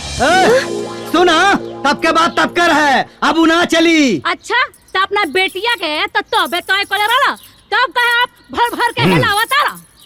अरे तू लोग ना हमरा बेटी के देख के तनकत बाड़ू, हमरा के सब पता बा। अच्छा, तेरा बेटी के देख के धनका तानी, आए तेरा बेटिया से कम बनी का? ए बुआ, अपना लासा में ना हमरा के मतलब सारी जौन नहीं के भइल ना तौन हो जाई। का करबे रे? का करबे? बहुत करबे रे? बहुत करबे? बहुत करबे। दीदी, दीदी मार देम। भाभी, दीदी, अरे वहां पे राउर बुआ, ना वैसे ना बोले के चाहिए। चलिए अंदर चलिए। अरे आई ना अंदर चली, चली चल।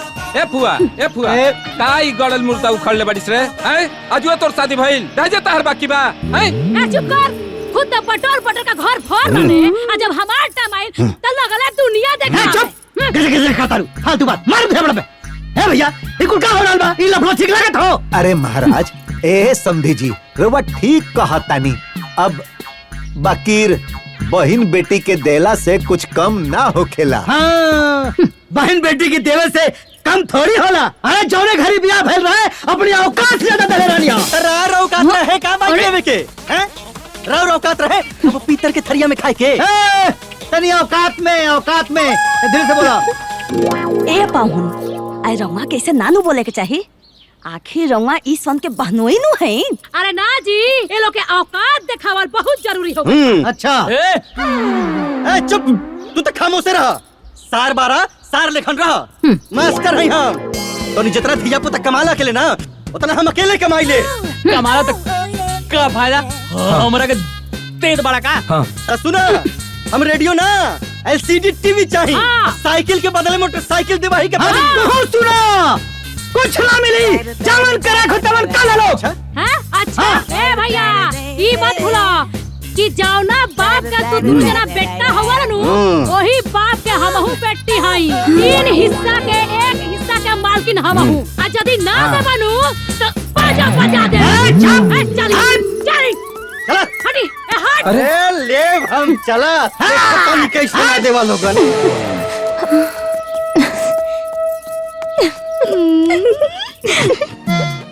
अब चाहे आबाद हुई चाहे बर्बाद, ई सब करे खातिर तो पैसा के बंदोबस्त करे ही के पड़ी ना। लेकिन हम कतनो कोशिश करब तो 18-20 लाख के तो व्यवस्था ना हो पाई। अरे तो 18-20 लाख रुपए हम कहाँ से लाई दादा? बाबूजी, हाँ हम कुछ बोली का? हाँ बहू बोला। रउआ जमीन पर पैसा उठा ली। हाँ? ना, ये काम ना करे बहू। हमार बाप दादा भीख मांगे खा ले रहे लोग, लेकिन जमीन के एक बीता ना बचलस। हमार हिम्मत नहीं खे काम करे के। हम जमीन पे तो कर्ज ना ले। हमार बाबूजी के भी राउर श्रद्धा पुरावे खातिर अपन जमीन बेचे के पड़ल रहे। हमार बाबूजी के भी उतना ही तकलीफ भइल रहे जितना आज रवा होता। बाकी बात तब वो प्रतिष्ठा के रहे और बात आज भी प्रतिष्ठा के बा। बात तो सही बा। ना ना ना समझी जी, हम जमीन ना बेच पाए। जमीन बेचब तो हमार करेजा फाट जाई। अब सही कहा तानी समधी जी। अरे बिल्कुल ऐसा ही हमरो करेजा फाटल रहे। बाकी हम जमीन बेचे खातिर थोड़ी ना कहता नहीं बाबूजी। जमीन बैंक में मोर्गेज कर ली और अपन काम निकाल ली। हाँ बाबूजी, मधु बिल्कुल ठीक कहता रही। ऐसे तो हमने के काम भी हो जाई और जमीन भी बच जाई। सरवा न जाने कहां से पाता पे दहेज को बोझ चढ़ गई बा। मारे हमारे रोआ दन घरे वाले के। हर बेटी वाला ऐसे ही रोवेला चाचा जी। ज्यादा चिंता मत करें, बात प्रतिष्ठा के बा और बहन बेटी के खुशी के बा।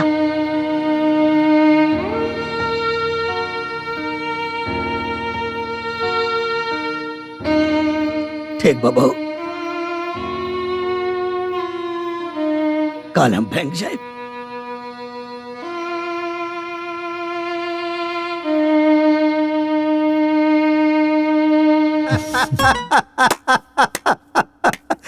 बुढ़वा तो बैंक में रो देहलस बेटी। जे बेटी वाला के रो बाई, ओकरा के तो रोवे के पड़े ना बाबूजी। काले कपड़ा नापावे शोरूम में जाए वाला बना लोग। हाँ हाँ, तो अपन कुल बतला बहुत अच्छे से लिया बाबूजी। ठीक बा बेटी। आई दहेज लोबियन के मुंह पे एगो तमाचा होई। हाँ हाँ बाबूजी। ए बेटी, जब अपना पे गुजरेला ना तब पता चलेला कि तकलीफ का होला। सब एक हमरा के बर्बाद करके घर छोड़ के चल गए। पता ना कहां से ओकरा के हमनी के बराबरी के बोझ चढ़ गई बा। वो कहल जाला ना, लाभ हानि जीवन मरण जस सब जस विधि होय।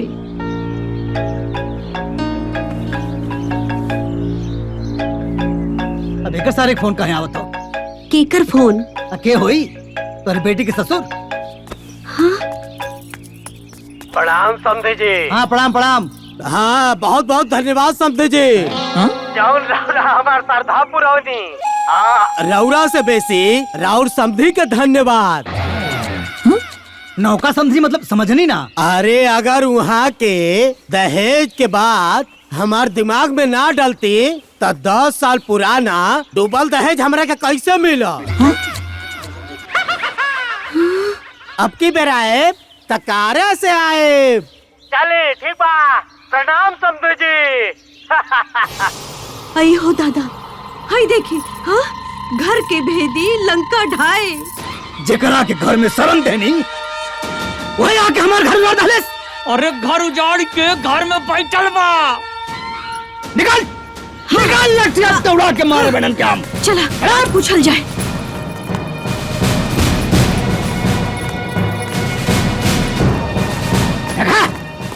भाई सानियन बैठ के हुरा था। खराम एहसान फरामोश। तोहनी के अपने घर में रख के हम एहसान कहनी और तोहनी हमारे घर में राजीत करवा लोग। ए समझी जी, ये क्या कहता नहीं? चुप सारे बेईमान, चालबाज, धूर्त इंसान। हमनी सन के हित के भड़का के सब लुटा देले। हमनी के सब पता चल गई बा। रुक, अब तोरा के बता रुक। हमारे हित बन के हमारे घर में रह के हमारे घर दौड़ता रहे। निकल निकल, आज यहाँ से निकाल के निकाल के छोड़। निकल बाबूजी, बाबूजी। अरे समझी जी, बाबूजी ए समझी क्या करता रही? अरे रुकी। अरे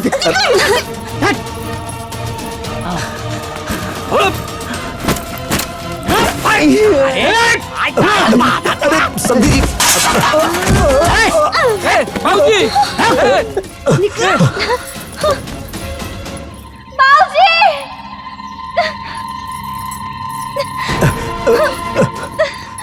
बाबूजी बाबूजी क्या करता नहीं रहा लोग हमरा बाबूजी के साथे? क्या करता नहीं?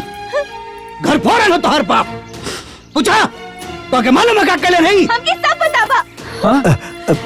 यहाँ की जान कुछ भी कही नहीं है, हमरा कहला पे कही नहीं है। उठी बाबूजी। हे भगवान ते कैसन पतो भाड़ी दुल्हन तोहरा के लक्ष्मी बना के हम अपना घर में ले नहीं लक्ष्मी हो कुलच्छनी। ये सब हम ऐसे कहीं नहीं कि रोज सब लोगों के पता चले के चाहिए कि हमारे बाबूजी कितना तड़प के साथ है।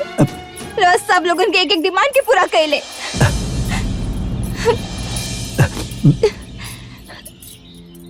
दिल भी एक जैसे होला, दर्द भी एक के जैसे होला, आंसू भी एक के जैसे होला। ओकरा बाद भी ये बेटा वाला एगो बेटी वाला के दर्द काहे नहीं के समझत।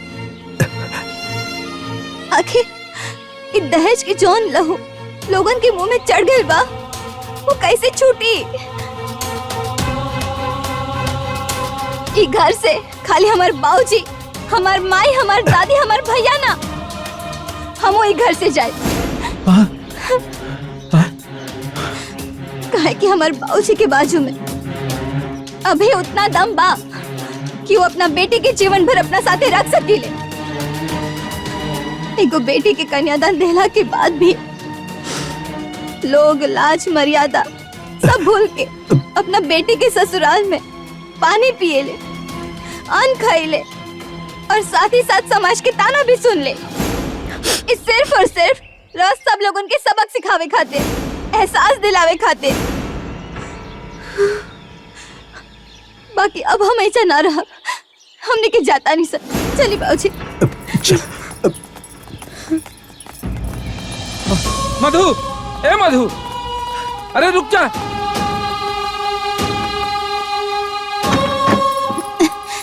आई दादी।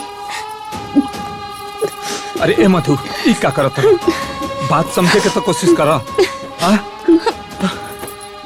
रोज सब लोग मिलके ना हमारे बाबूजी के जगह जमीन, घर दुआर सब कुछ बिकवा दे ले लोग। हमारे बाबूजी के ना रास्ता पे लाके खड़ा कर दे ले लोग। हाँ? और रह कहा था नहीं हम समझी। हाँ? हम क्या समझे बताई? अरे जौन हो गए तू वापस तो नहीं खेलवा सकत। ऐसे तू घर छोड़ के जेबू तो अच्छा लगेगा। अरे जौन हो गए तेरा के भूल जा। कैसे भूल जाए? हाँ कैसे भूल जाए? रार बाबूजी ना हमरा बाबूजी के अपना इशारा पर नचावनी है। हमरा बाबूजी से श्रद्धा के नाम पर दहेज लेनी है। हमारे बाबूजी के पास छत नहीं के रह खातिर। बताई कहाँ रही है हमारे बाबूजी? हाँ ए मधु रुक जा, मत जा मधु, मत जा, छोड़ के मत जा मधु। ए मधु रुक जा मधु। ए बात कहने को समझत हला। आज के डेट में एगो दुल्हा पर ओकर माई बाप, भाई बहन सबके अरमान के बोझ बा और साथ ही ए समाज के दिखावा के भी बोझ बा। हम वही बोझ के नीचे दब गल रही। हम कुछ न कर पाए। तू हमारी मजबूरी समझा मधु, मजबूरी समझा। और ये हमार मजबूरी बा। चलिए बाबूजी।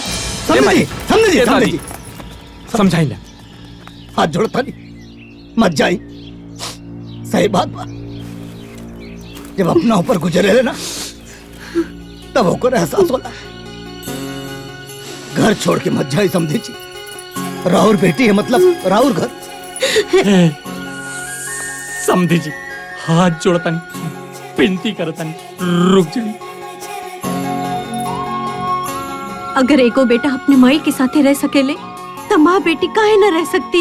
हम रउआ लोग के सामने हाथ जोड़ता नहीं, रउआ लोग भीतर चले, हमने के माफ कर दी।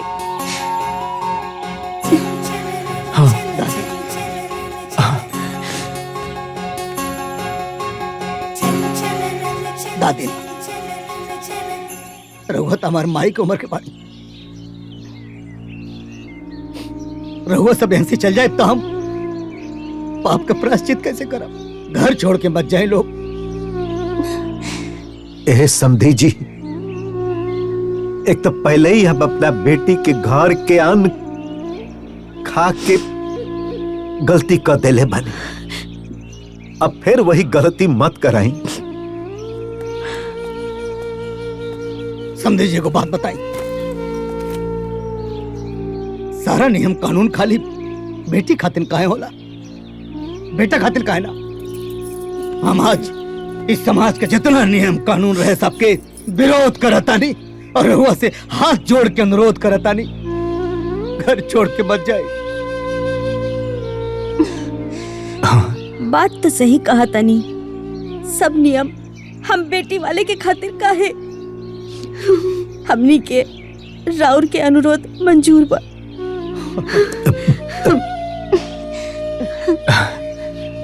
समझे जी, दादी तो हमारा अनुरोध स्वीकार कर लेनी, रहुआ भी हमार अनुरोध स्वीकार कर ली, जो ने हमने दूर सब दिन भाई भाई नहीं रह सके। माफ कर दो।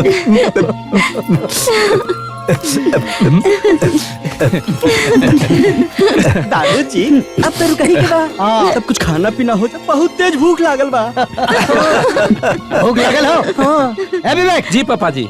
तनी खांचा उठाओ और हंसिया, जाके खेत से एक खांचा बरसिंग काट के लाओ, उनके दबा के खिलाओ।